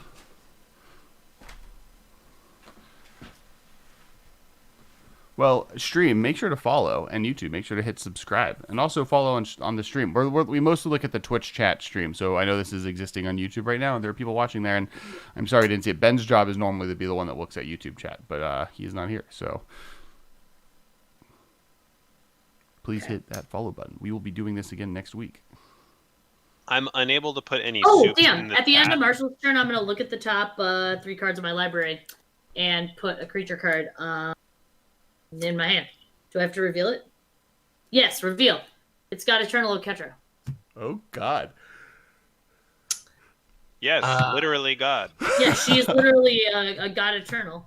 Tab was like, you said you were bringing gods to play, right? And she did.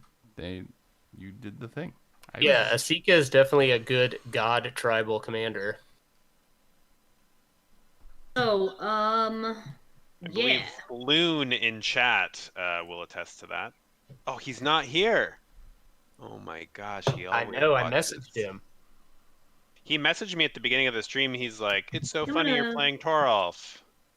But he left. Yeah. Can we do this?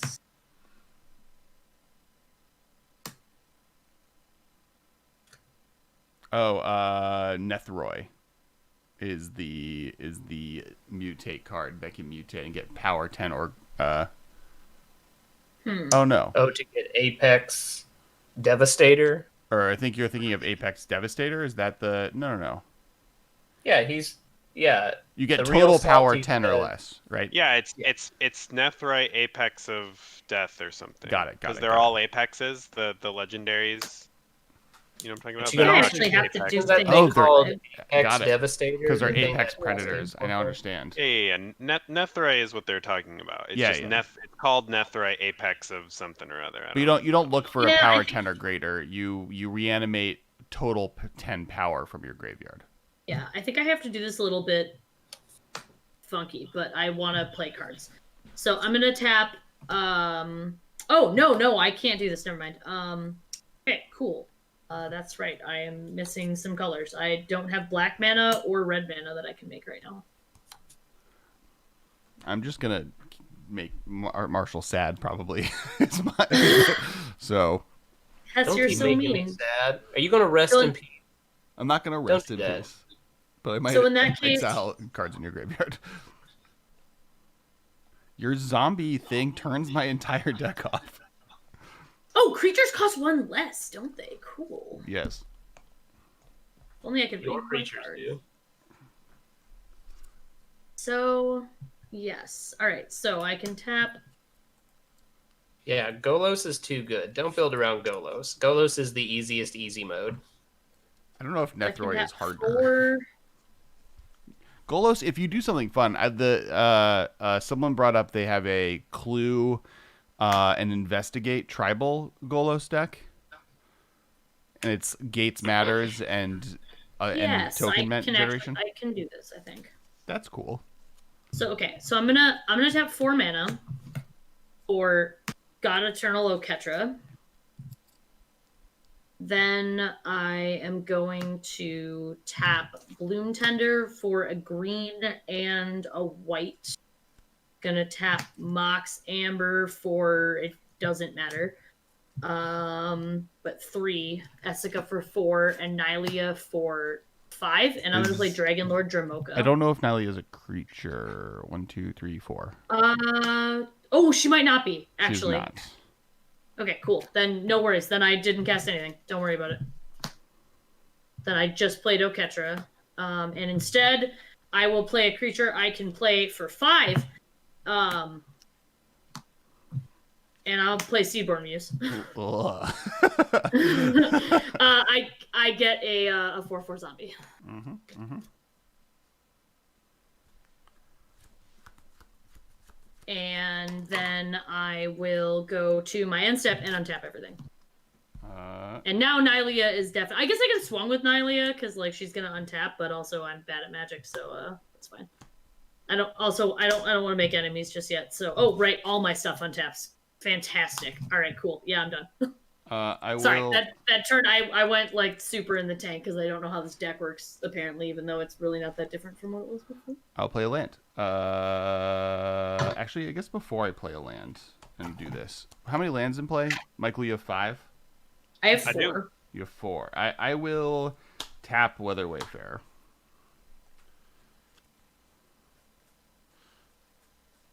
And get myself a good land. I think that's a good land.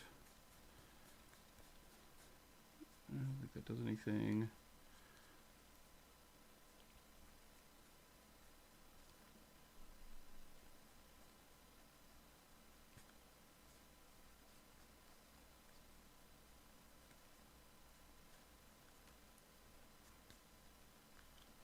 I'll get a Nykthos and play it. And then I will play this Angel, and then I will eat Marshal's Graveyard. No. It's not permanent. It's just a one-time thing to get rid of that thing that turns off every card in my deck. Not every card, but it turns off a lot of the things. Curses. There we go. Flying Angel, buddy. And then I will pass the turn.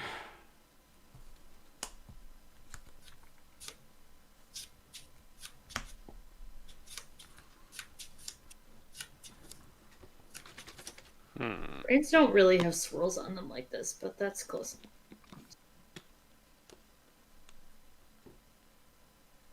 My zombie man. Be a fancy zombie in a collared shirt. All right, I will plus Only Dugan again. Yeah, no peasant zombies in this game, please. Oh no, he's a fancy. Oh, I'll draw him with his tie is.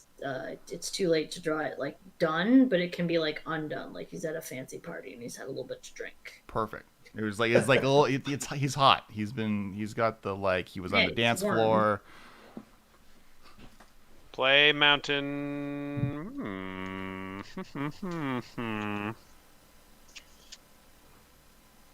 Let's see. Torolf costs 6, so I could play him. I appreciate Michael's commitment to red mana. Red snow mana in particular. Yeah, it's true. I think actually, Michael, I'm gonna need you to build a monocolor red snow commander for every type of snow land. That's I like it. I'll pass. So we determined on the cast that there were 5. Ice Age, Modern Horizons, Cold Snap, Eldraine Wonderland, and Kaldheim. Yeah. I'm done. Cool. At the end of Michael's turn, I'm gonna look at the top 3 cards in my library with Nylea's ability. I feel like you have to use an Eldraine commander for the Eldraine Wonderland. I'm gonna put Elish Norn in my hand. Oh God. Yep. Pass. Yep. Go ahead. Wow. All my stuff on taps. Michael, did you use? Yeah, you just +2 again. I'll play Faceless Haven, which is a new. I did. I have two colorless spirit creature tokens in play that are being represented by the respective cards that they have exiled. Apparently, I'm playing Selesnya, so Yeah. it's fine. There was a Kethis for a second, maybe. for a hot minute. I guess they're black zombies, but they don't count in the. Yeah, you can play that anywhere. You might zombies can show up in any color deck you want. They just might be like, "Oop, hello, Medina. Hey, John. Hey, all the raid followers, other 13 people." That is a lot of noise. Oof. The drums and the it's. It was one that I don't even know how to change it anymore. It was one of the default. Things. Hello, Logan. MTG Pack Club. We are playing. We are all playing one of the new God commanders. Cool. Alrighty. We have a Muldrotha in play. Muldrotha. Sad Muldrotha. I'm sorry. I will stop exiling your graveyard. I don't have any sympathy for Muldrotha in general. I realized after a few test pilot runs of this that Jorn Snow is basically like kind of a weird, you got to work for it Muldrotha, which really speaks about how strong Muldrotha, I guess, is. Yep. Yeah. The untapping everything part of the ability is very strong in a totally different way, though. Yeah. Yes. I think if I was going to rebuild this deck, I'd play more instants, so I had more ways to. Muldrotha just being able to play lands out of your graveyard is kind of dumb. Like when you think about it, actually, just even that, like it's just like, oh, okay. Yes. Jornstaff can do that, right? Yeah. Jornstaff can put target snow permanent from your graveyard onto the battlefield this turn, but if you do, it enters the battlefield tapped. Oh, so he could even play an extra land from your graveyard. Yeah, like Muldrotha would still be great even if it made the permanents you played enter the battlefield tapped, but it doesn't. No, it does not. Nope. Are you done, Marshal? Oh, I've been done, yeah. Oh, sorry, my bad. I wasn't paying attention. I'm going to look at the top card of my library again. It is a temple. It can... Thanks for the follow, HJ the Survivor. Realistically, I should keep this land because I don't have any more land in my hand, but, like, it's just a tap land. Like, I'll keep it on the top. I should honestly play a tap land. I can scry one more. Thank you for the follow, Hey, Dan, I IPT123. know the Planeswalkers have a normal frame and then a full art frame. Can you get foils of the non-full art?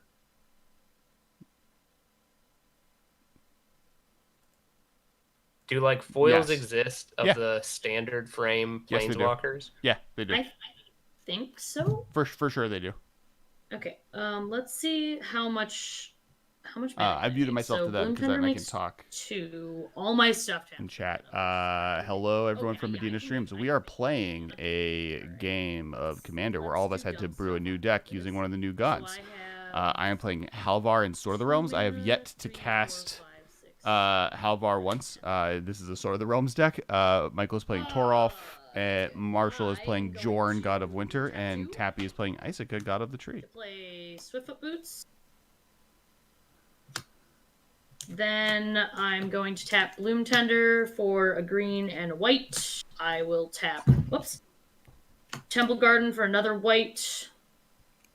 That's 3, 4, 5, 6, and 7. Elishnorn? Go make another zombie.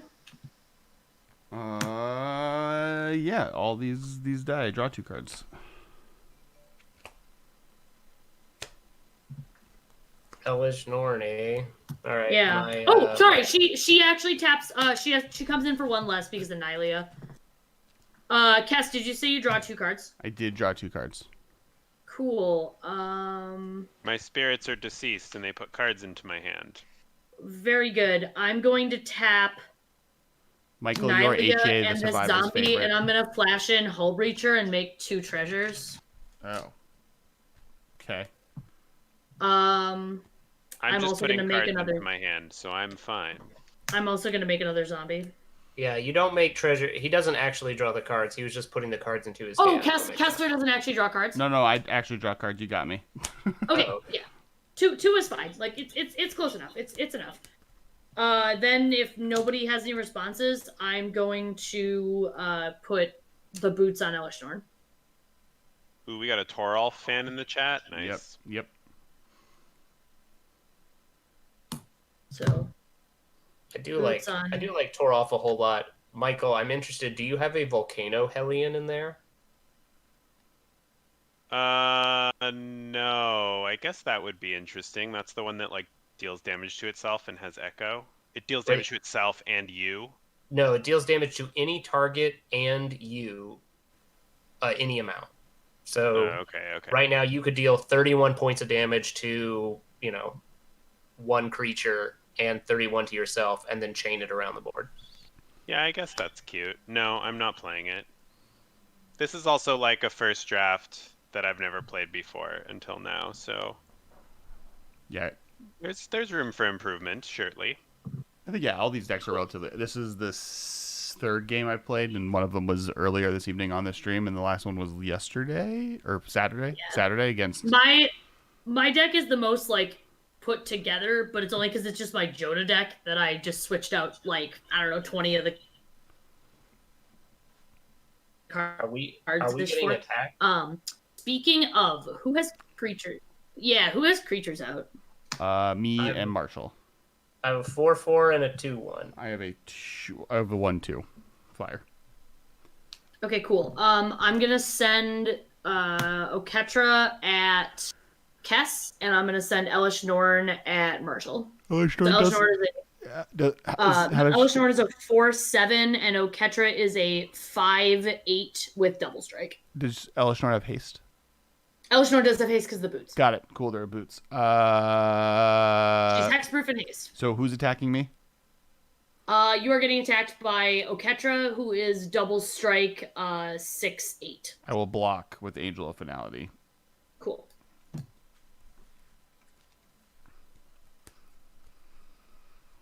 Marshall, are you gonna? I took the 4. Oh, you took 4? Okay. Because Elish Norn doesn't pump herself. Alright, cool. So Ketra's just hanging out. Elish Norn does have Vigilance, however, Vigilante, so I can play another creature for 3. That seems good. I'm gonna tap Elish Norn and these 2 treasures, and I'm gonna play Joyra. We're in danger. I feel like we're in danger. Yes. Yep. Our survival is and unlikely. at the end of my turn, I'm gonna untap all my permanents. Just a casual. Yeah, I can't do anything with it. The only thing I can do is look at the top card of my library with Nylea. It's really fine. Draw a card. Play Spinarch Knoll. What did Kessler do? Oh, Michael skipped me. Oh my gosh, I have skipped them. I draw a card. Spinarch Knoll's in my hand. These are on top of my library, and this card's also on top of my We'll library. play Ghost Quarter. I will play Skyclave Apparition, exiling the boots. It dies. You get a 1/1. I'm drawing skeletons, not zombies. Oh no, I've got to fix that. Yeah, I have no response. Did you get a 2/2? Why did it 2/2? Boots cost 1. Boots cost 2. Boots cost 2. They're Swiftfoot boots, not Greaves. Greaves also cost 1. 2. Yeah, 2/2. Either way. Oh, do they? Yeah, sorry. These just. I will play Sword of the Realms, and I will pass.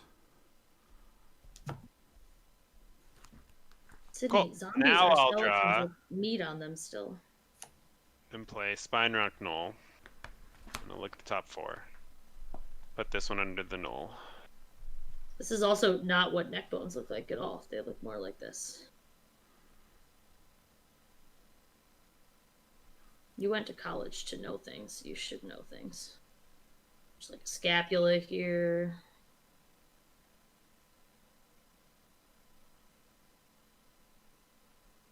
Also, they're not skeletons. They need to have meat on them. They will come bearing meat.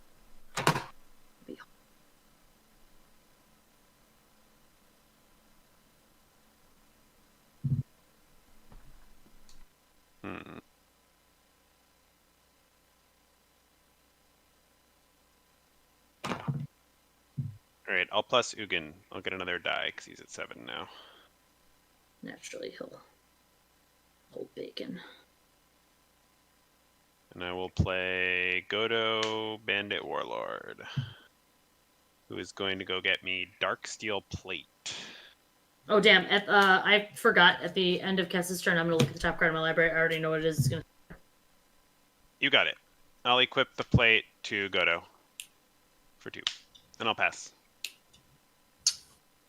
Alright. Oh, I guess this dies immediately because it's a 2/2. But Godo is an indestructible 1/1. Alright. I will draw a card. Oh ho ho. Well, I'm too lazy to draw another zombie.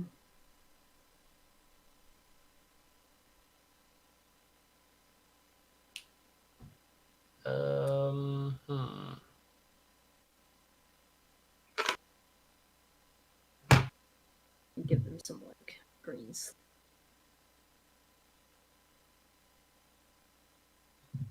I guess I will play.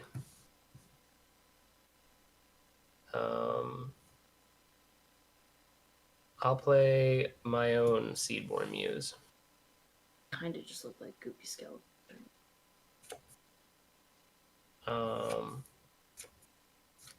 And then I guess I'll pass.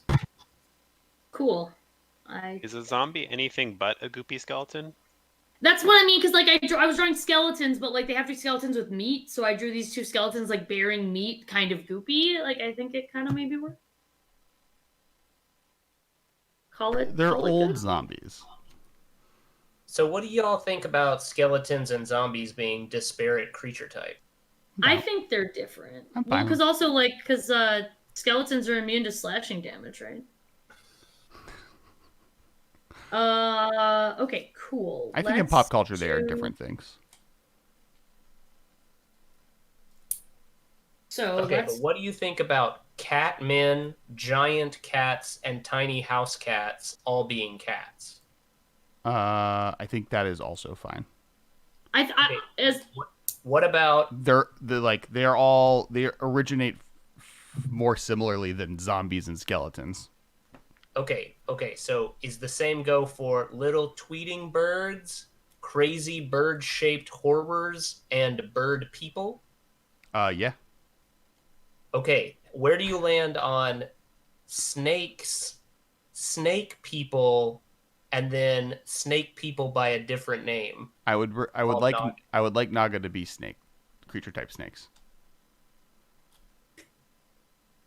I concur. If they're going to back errata 400 plus creatures to be Phyrexians, I think they can just abandon the Naga experiment. Yeah, I think they could all just be snake people. That seems good to me, actually. Okay, so I'm gonna tap Bloom Tender for 4 because I just don't have black, right? Yeah. So then tap Bloom Tender for 4, and then Let Tappy take her insane turn to murder us Essica all. for 1, and Joyra for 1, and I'm gonna play Rishkar's Expertise and draw 7 cards.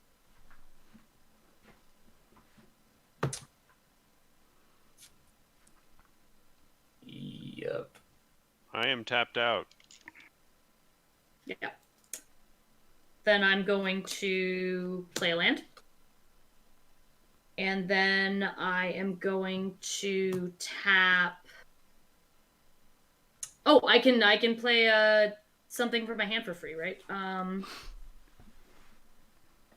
Yeah, so it is interesting. C Diego FC wonders about dogs versus wolves, and yeah, I feel like in a perfect world, canine would simply be the magic creature type somehow. I would want it to be dog. I wouldn't want it to be canine. To be fair, those are different. Like they classify as like different species, and we have. Okay, I have a 20-minute PowerPoint if you want to hear it, Marshall, about how the evolution. Could you breed a house cat with a tiger? I don't know if anybody's tried, but I do have a 20-minute presentation where I actually double checked a lot of high level math to prove to my friends again in 25 minutes that the evolution of the of human kind of cross-cultural conquest of the globe was deeply interwoven with the evolution of the dog as we know it today. So I'm actually gonna hold. Do I have to do the? You may play the. You may cast a card as another part of casting Rishkar's expertise, or can I save that for later? No, you have to do it as same part time. of the evolution. Alrighty. Then I'm gonna play Kiora's follower. I once again muted myself free, to the off game of so that expertise. Cindy can take her turn. I think that is not a historic spell. I get another zombie. I'm just gonna start counting zombies here. And wolves. Then I'm going to tap 1, 2, 3, 4, 5. Being separate is better, and I have no real reason why. Actually, this time. Can't be countered, as flying and lifelink, and opponents can't cast spells during my turn. And then I am going to play. I'm going to tap 2 more mana. And then I'm going to tap Hull Breacher. Oh, I don't know if I can do this currently right now with the way things are, actually. I'll actually keep that mana open with Hull Breacher. Okay, maybe I have to fight a little bit harder. Yes, I'm glad hounds no longer exist. I'm glad that dogs... Hounds not existing anymore is very good. I enjoy that. I like that. Yeah, I'm going back and forth on if I want wolves and dogs to be things. I wouldn't mind more dog or wolf people, though. I don't have any way to make... Oh, damn it. The wolfier? It would have only... Damn, I did do this wrong. Okay, that's my fault. It's fine. So then I am going to go to combat.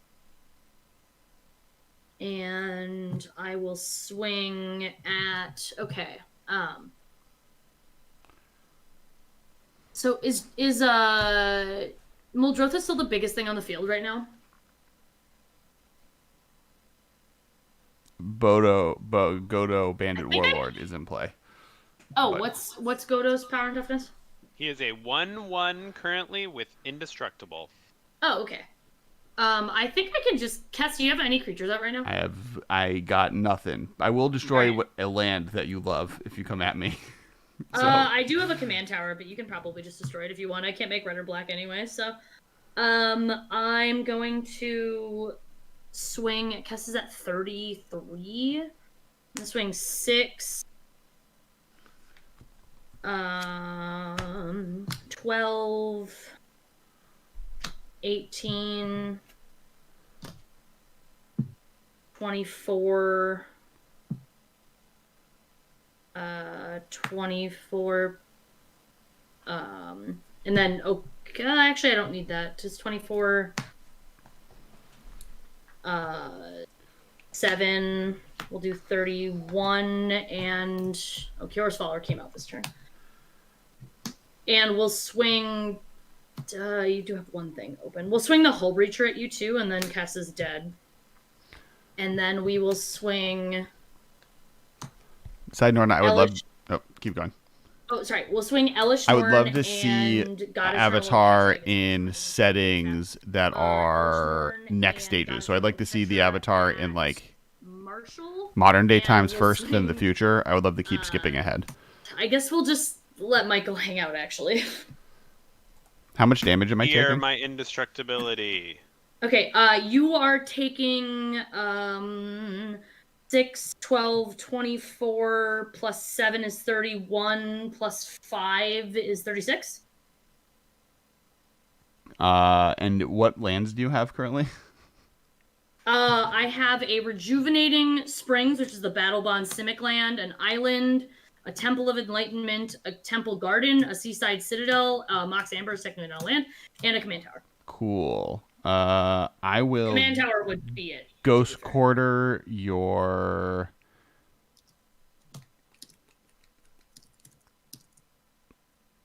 Command Tower. Yeah, that's like you can do whatever you want, but the Command Tower is correct. Yeah. I was thinking the Citadel just out of spite since you tapped it, so it's the one thing I remember. But I am dead. I have been murdered. Okay. What's coming at me now? Oh. I should maybe go. I just heard a big thump outside, and I should maybe go check. Hopefully, one of my awnings didn't fall off from the snow on it. Oh God! But I think it's just all the snow fell off. I will go check it after I tell Marshall how much damage he's taking. You have Oketra coming at you, who is a 5/8 double strike, and you have Elish Norn coming at you, who's just a 4/7 with vigilance. 4/7 vigilance. Okay. If it's relevant at all to you, you can't cast spells during my turn. Right, but I can activate abilities. No worries. Yes, you certainly can. I'm gonna go check and see that my awning didn't. I can't do anything about it right now, but it'll make me feel better to like check it. Yeah, make sure it's not a murderer. Yeah, go check. What about a werewolf that lets you cast either side as if it was an MDFC, but the like backside is like the front side +2 or something? San Diego, that would be sweet as far as werewolf commanders can go. I tell you what I would love is I have a perfect idea for one. We know that the first bitten was named Ulrich. Didn't we get them? So there should be a werewolf who is not double faced, who's just a werewolf all the time, and he's called Ulrich the First Bitten. And he should have like when he attacks, transform all humans you control. Yeah, that'd be cool. Like a legendary Immerwolf. Yeah. Yeah, like they Literally can transform back face down later, and if people kill them, then your werewolves are, back to being humans. But I like the idea of him just attacking, and then the full moon comes out. Yeah, I'm into that. Hey, Sam. Welcome. Yeah. Tappy just murdered me. But in her defense, I murdered everyone about an hour ago. So, I guess I'm gonna block the big double striker with Narfi. I would be down for frogs and salamanders to all just be amphibians. The problem is that frog is such a cool creature type that losing it for amphibians seems lame. I see your problem though with salamanders just not having good, but there's only one salamander tribal card ever, right? It's new. Okay. It was definitely just a whole bunch of snow falling off. One of my arborvitas might be dead now, because that was a lot of snow that just fell on top of it, but that's a problem for not tonight, so. Chad has also said your legendaries may all have vigilance.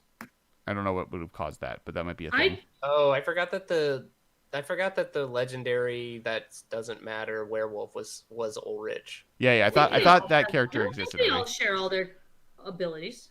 Okay, then I don't know. That was. No, Eldritch just gives other creatures good things and makes your creatures worse. Okay, so I don't know. Chad brought it up. Dramoka says flying lifelink and opponents can't cast spells. No, Esika gives your legendaries vigilance, right? No, she has vigilance herself. Oh no, they do have vigilance. Oh, okay, they do have vigilance. Never mind. Well, that Bloom Tender is not legendary. Yeah, that's fair. And I think you tapped it for mana. I think also you tapped tapped it for mana too. I did. I'm not. They're all gonna untap at the end of my turn anyway. To be fair, So I guess I'll block your double striker with Narfi, and then I'll take the 4 Elish Norn.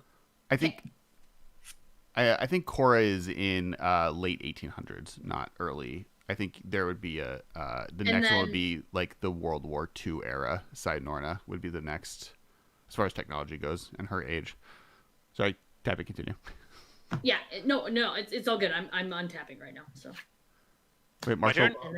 No, At the end it's of Michael's that turn. I'm Oh yeah. Bring Yeah, Narcy back. It's whoever's turn it is next. Oh, you both have Seaborn Muses in play. This is what's happening. Cool. Yeah. Yeah, my Seaborn Muse is a lot worse than hers. I've got 2 cards in hand and no card draw engine. She gets to draw like X cards every turn. Well, you All right, can't. draw You for couldn't draw turn. cards if you I wanted will- to. Plus Ugin, put this 2/2 that dies and puts a card into my hand.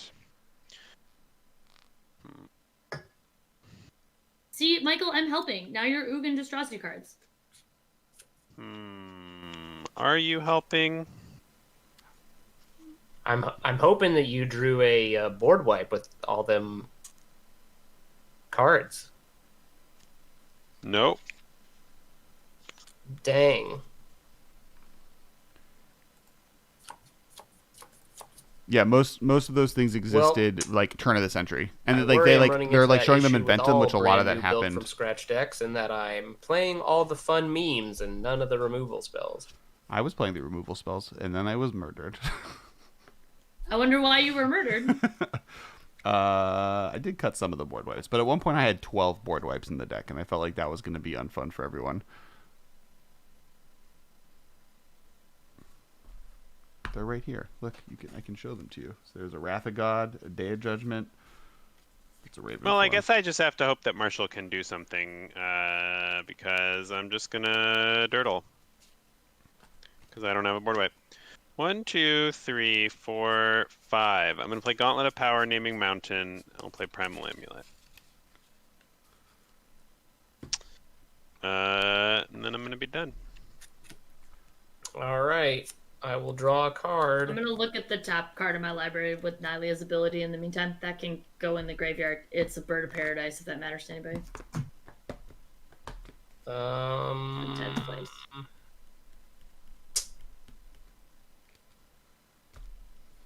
Yeah, I don't really have any. I couldn't draw any cards, so You're not playing Dead of Winter?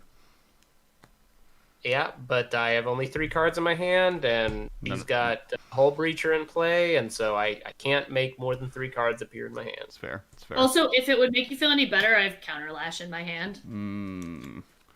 I can't do it. Like, if you played, I don't have a sorcery or anything, but I can, like, still counter your spells, so. Yeah, no, I got nothing. Remember that Yes, I like will- the Avatar also will, extends put a quicker in some glittering ways frost technologically on my because of Bending's command influence, tower right? Like they to have make it a snow they have command tower. much larger access to lightning because of lightning bending, and they got flying because of heat bending a lot quicker than we did. Plus, we had air blimps like World War One was all about them air And, blimps. Off of my house. Why is it falling off at night when it's supposed to be colder? Sorry.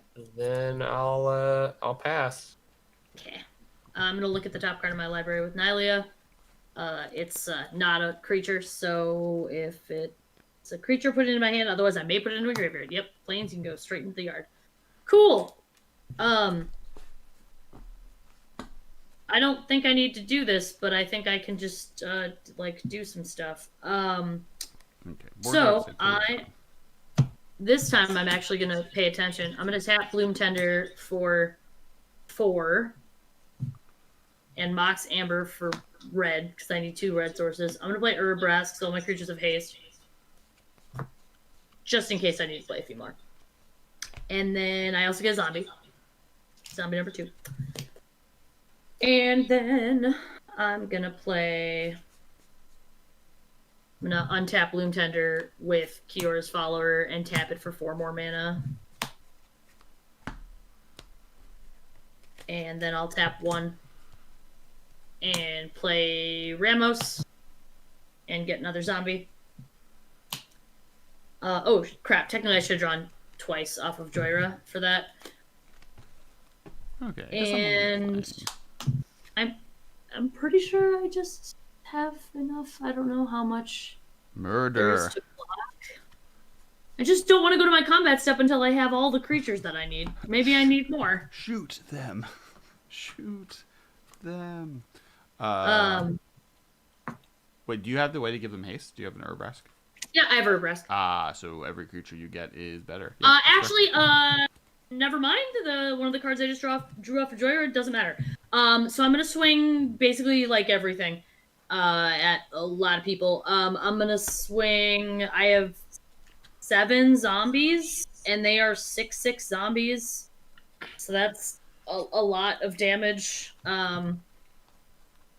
I can't believe Hull Breacher doesn't let you draw the cards. Like, even if Hull Breacher just made treasures, when Yeah, people right? drew cards, like, Well, Hull Breacher would still be an insane card. Yep. But then the fact that it's just a troll card on top of it is just like Even if you could just flash it out and like get the cards somebody got off of the wheel, and then it didn't do it. Like if it was like when end of it entered the turn, battlefield, it has or affects flash. my opponent's control. Like there's like 80 things that would have changed. Yep.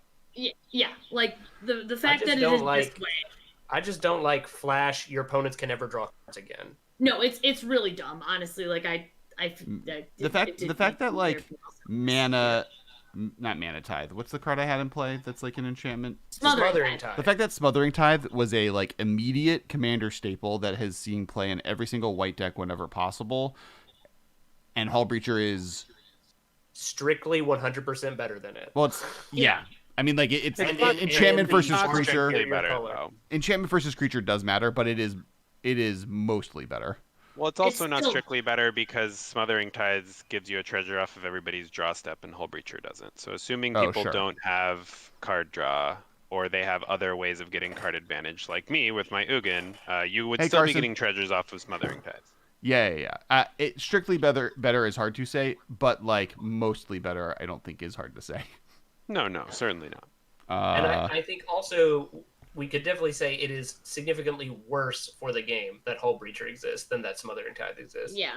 Yeah. I Oh, if especially Hull since- Breacher was just make treasures, they can still draw cards. It would be fine. If Hull Yeah. Breacher, like there's like 18 different words I could add to Hull Breacher that all would make it better, but it has none of them on them and should just be banned. Also, it feels like Hull Breacher should have been red.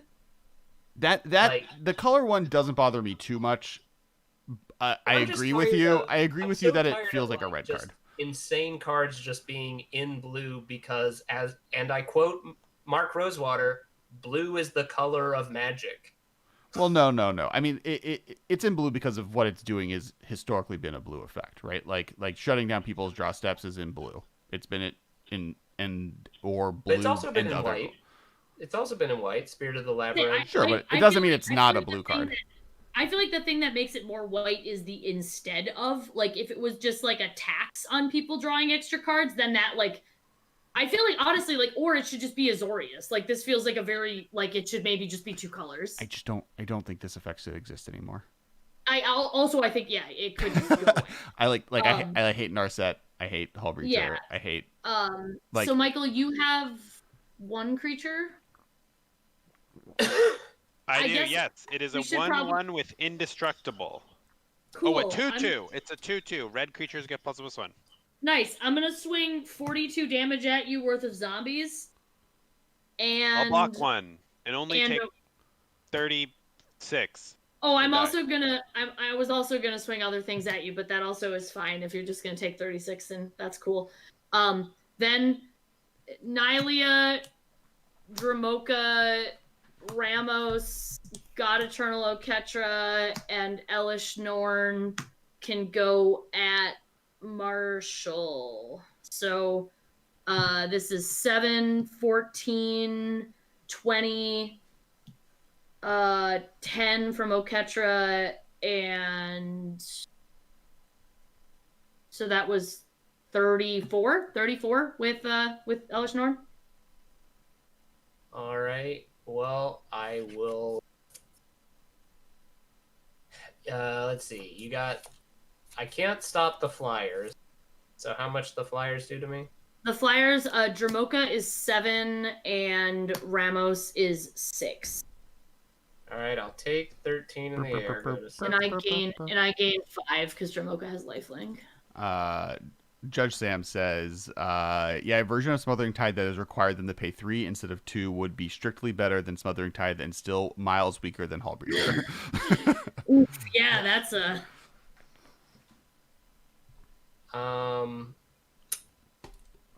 I guess I will. Yeah, I don't. Faceless Haven. I'll let them figure this Okay. out. Yeah, I don't think that the colors are wrong. Actually, and I will defend Opposition Agent. I think that's a good card for Magic. I just think it's bad for COVID world, but I think it's good for Magic. Each of your ground pounders with Faceless, Seedborn Muse, I and don't Narfi. side Norna. Cool. So you block, 7 damage, 10 damage, and another 4 damage. Yeah. So you block 21 damage. Yeah. You take 13. Yeah. Cool. Second main. You got this, Marshal. I believe in you. I've got Second like main. 2 board wipes. I'm hoping and praying for. Come I'm on. gonna tap Blood in the 4 snow.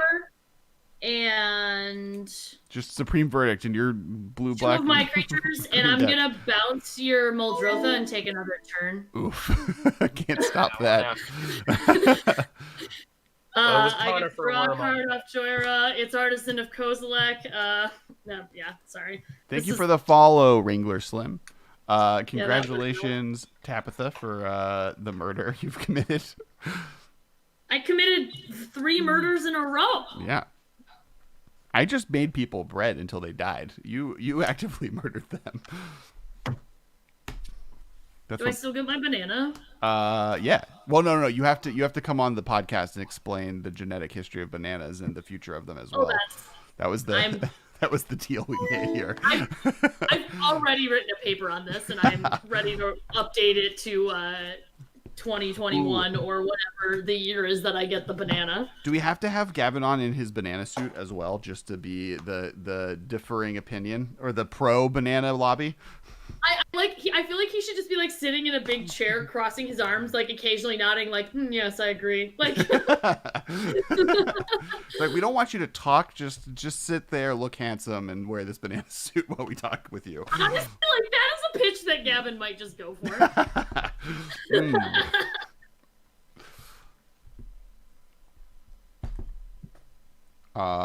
Yeah, I also think Turgid is bad. I don't think they're as problematic as Hull Breacher, but they're in the command zone, which is maybe worse. It's complicated. I don't know. Well, I can imagine Turgid going the way of I think Turgid being legal, but braids not being legal is also an interesting world that we live in. I love braids. I want to put her in my. This is my really good. So fun fact, because Infinite tokens are dope, as you can see with my definitely zombies and not at all skeletons. Where did I just put that? I just made an Azusa proxy with an Infinite token. They're like pretty much almost the same as regular Magic cards. You just like pop them right in the sleeve.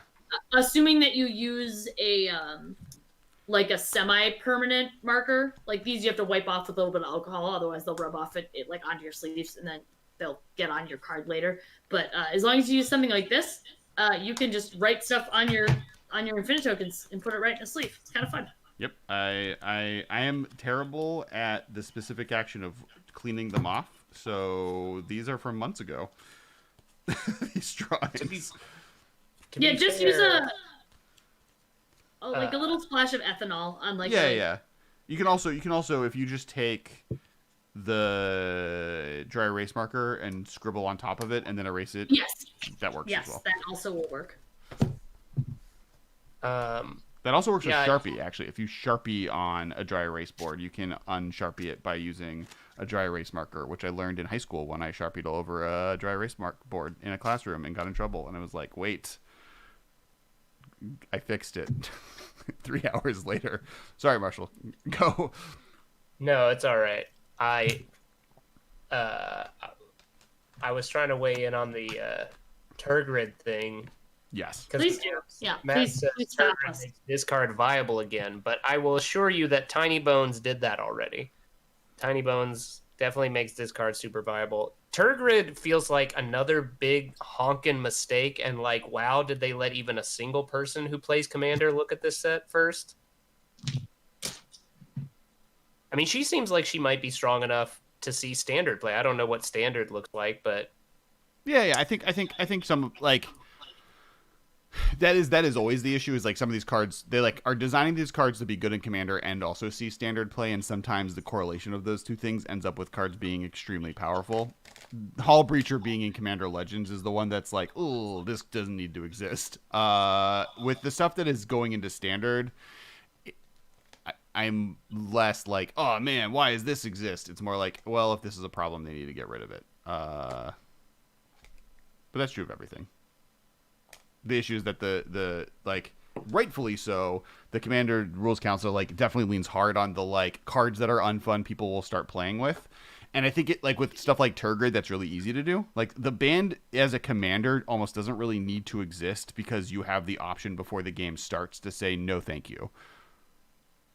Right? Like if someone's playing Joyra, or if someone was playing Braids, or someone was playing Turgid, I'd be like, you know what, I don't want to play against that commander. Could you play something else? But stuff that's in the 99, I think, is where you get into more trouble, because it's like, we're on turn 37, and now you played Paradox Engine, and I've done all of this work. I'm not going to leave the table, but now I have to watch you for the next 20 minutes untap and retap your stuff again and again until you win.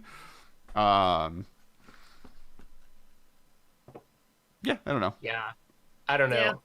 That's why I think Turgid's more fine. I worry that the last 2 years of Magic sets have just taken a lot of what I loved out of Commander out of the game. I don't know. I mean, I think like, I don't think Opposition Agent was the reason. I think everything that Tappy just did that caused her to win was in Magic 4 years ago and beyond. I mean, it was like Elishnorn is what won that game, right? Like Elishnorn and Zebor Muse, and like, yeah. Yeah. That's been around since most people played Magic, so or at least Zebor Muse. Although it was letting me tap all my creatures for mana, which is fair, because like, so that wasn't nothing. Yeah, but I don't think people like when people are like complaining about Uro and other things. I don't think. Oh yeah, for sure. I mean, maybe like that's specific, but I think that has more of an issue. Like, I also don't love the commanders that let you have 5-color commander identity, but the actual commander can be cast for not that. Yeah. Like her, Golos. What's the warrior lady? Golos is Najeela. like the most egregious. No, Najeela is the most egregious. If you want to talk like CDH lands, no, Najeela's maybe, but I think Golos is the most egregious, because Golos is just 5-color pile, because you don't ever have to worry about, you can cast him and he can go fix your mana for you, and he doesn't require any particular color mana, and then he just draws and casts you free cards for the rest of the game. Sure, but like if you're talking like top end power level, I believe Najeela is more powerful. The World Tree. Now you can go get the World Tree. So now Golos is the easiest pile of just good stuff you have. Well, but the World Tree is bad unless you're playing God Tribal or the Nexus, right? Like, or like what are you talking about? The World Tree belongs in every file. The World Tree says if you have 6 or more lands, they tap for any color of mana. Sure, but that's like okay, but so does Chromatic. That is good enough alone. Well, sure. Yeah, I'm not saying don't play it, but I don't Lantern think Golos finding that is any better than just playing Chromatic Lantern. I think it's worse actually. Like if I'm playing Golos, I would much rather get 30 other lands than the World Tree. Also, it looks real pretty in foil. That's different. I think the World Tree is really cool. My point is like the other half, the God half, is only matters if you're doing. That's fair. Or in Standard, if you want to play that deck, which sounds really dope, just God Tribal, and then you sometimes pull that off. Sounds really sweet.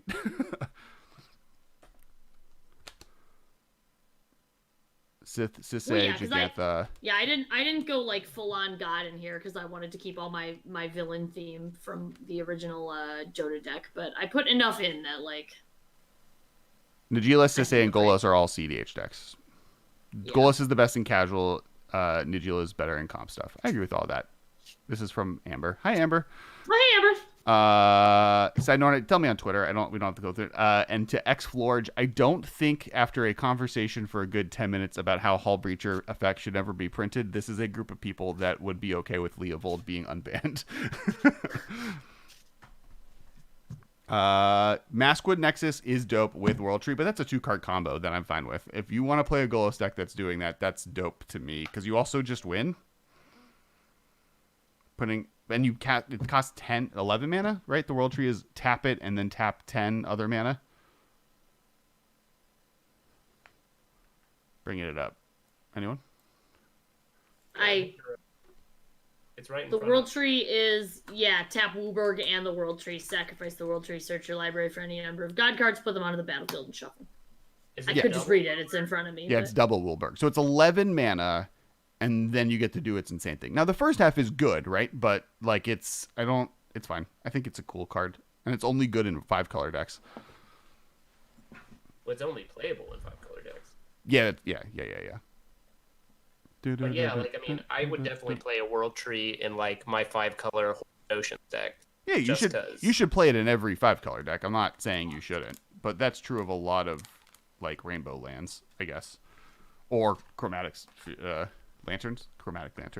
The word chromatic is used too much. All right, I think that is going to wrap it up for this evening. It is also getting late for people on other parts and time zones, and we have played 2 games. So first off, thank you so much, chat, for hanging out this whole time. Second off, thank you, guests. Thank you, Tappy. Thank you, Marshall. Thank you, Michael, for hanging out and brewing decks last minute for all of the fun shenanigans we were able to get into. I am going to bring up Twitch to go to the raid feature because I'm being good at my content creation. Oh God, go away, rave. On the front page of Twitch. Is there a way to turn that off? I don't know. I don't think there is. I think I'm just I usually check live. Twitch on my phone when I'm looking for raid targets. I don't even know if I know how to do that. Okay, we got we got playing Magic. We have Nessa Meow Meow, but we have Loading Ready Run, Escape from Tarkov. Ben Wheeler's playing Dark Souls. Let's just raid Ben Wheeler playing Dark Souls. Good night, everyone. Thank you so much. Once again, thank you. I guess before we go, where can people find people if you would like to shout out things that you do on the internet? Now is your chance before I hit raid Ben Wheeler. No worries. I'm TappyToeClaws. I'm everywhere at TappyToeClaws. I occasionally remember to post on Instagram. I have more followers than Ben. Do you? I do. That's yeah, he's at like so amazing. He's in like 4,000. I'm at like 5.6 or something. Oh, on Instagram. On Instagram. Got it. You might have more followers than on Twitter. I'm finding this out right now before we sign off. This is important. You do have more followers than Ben on Twitter as well. That's great. Really? Do yes. I? Yep. That's hilarious. Please tell him that I have more followers than him on both Instagram and Twitter. I plan on it. I could also tell him, but it's more funny when it comes from you. So. Oh wow! So we like upgraded by replacing Ben. Yes, exactly. This is true. God. This is true. Michael and Marshall, where can people find you on the internet? Marshall first. I've been trying to avoid the internet. It's a dark and scary place, but when I am on it, I am on the Twitter at Marsh Unfocused, mostly just publishing a lot of stuff about the scary world in which we live. And then, I think that's pretty much it. I'm on Reddit, but I'm a secret person on Reddit. Michael. I'm on Twitter at Dudardd, DUDARDD. And you can find most of us at on the Masters of Modern and or the MMcast podcast. We now release episodes every Monday and Friday and Thursday. Friday we have Monday we have like the episode on Hot Takes, and then Thursdays we have the Masters of Modern, which is modern only content. That's back. Check that out. And we also do the live stream every Monday, 7:30 p.m. PST. I'll be here with friends. And thank you all again. And make sure to follow, do all the subscribe things, all those, the internet. It's the internet. Comment on YouTube, etc. All right, let's go raid Ben.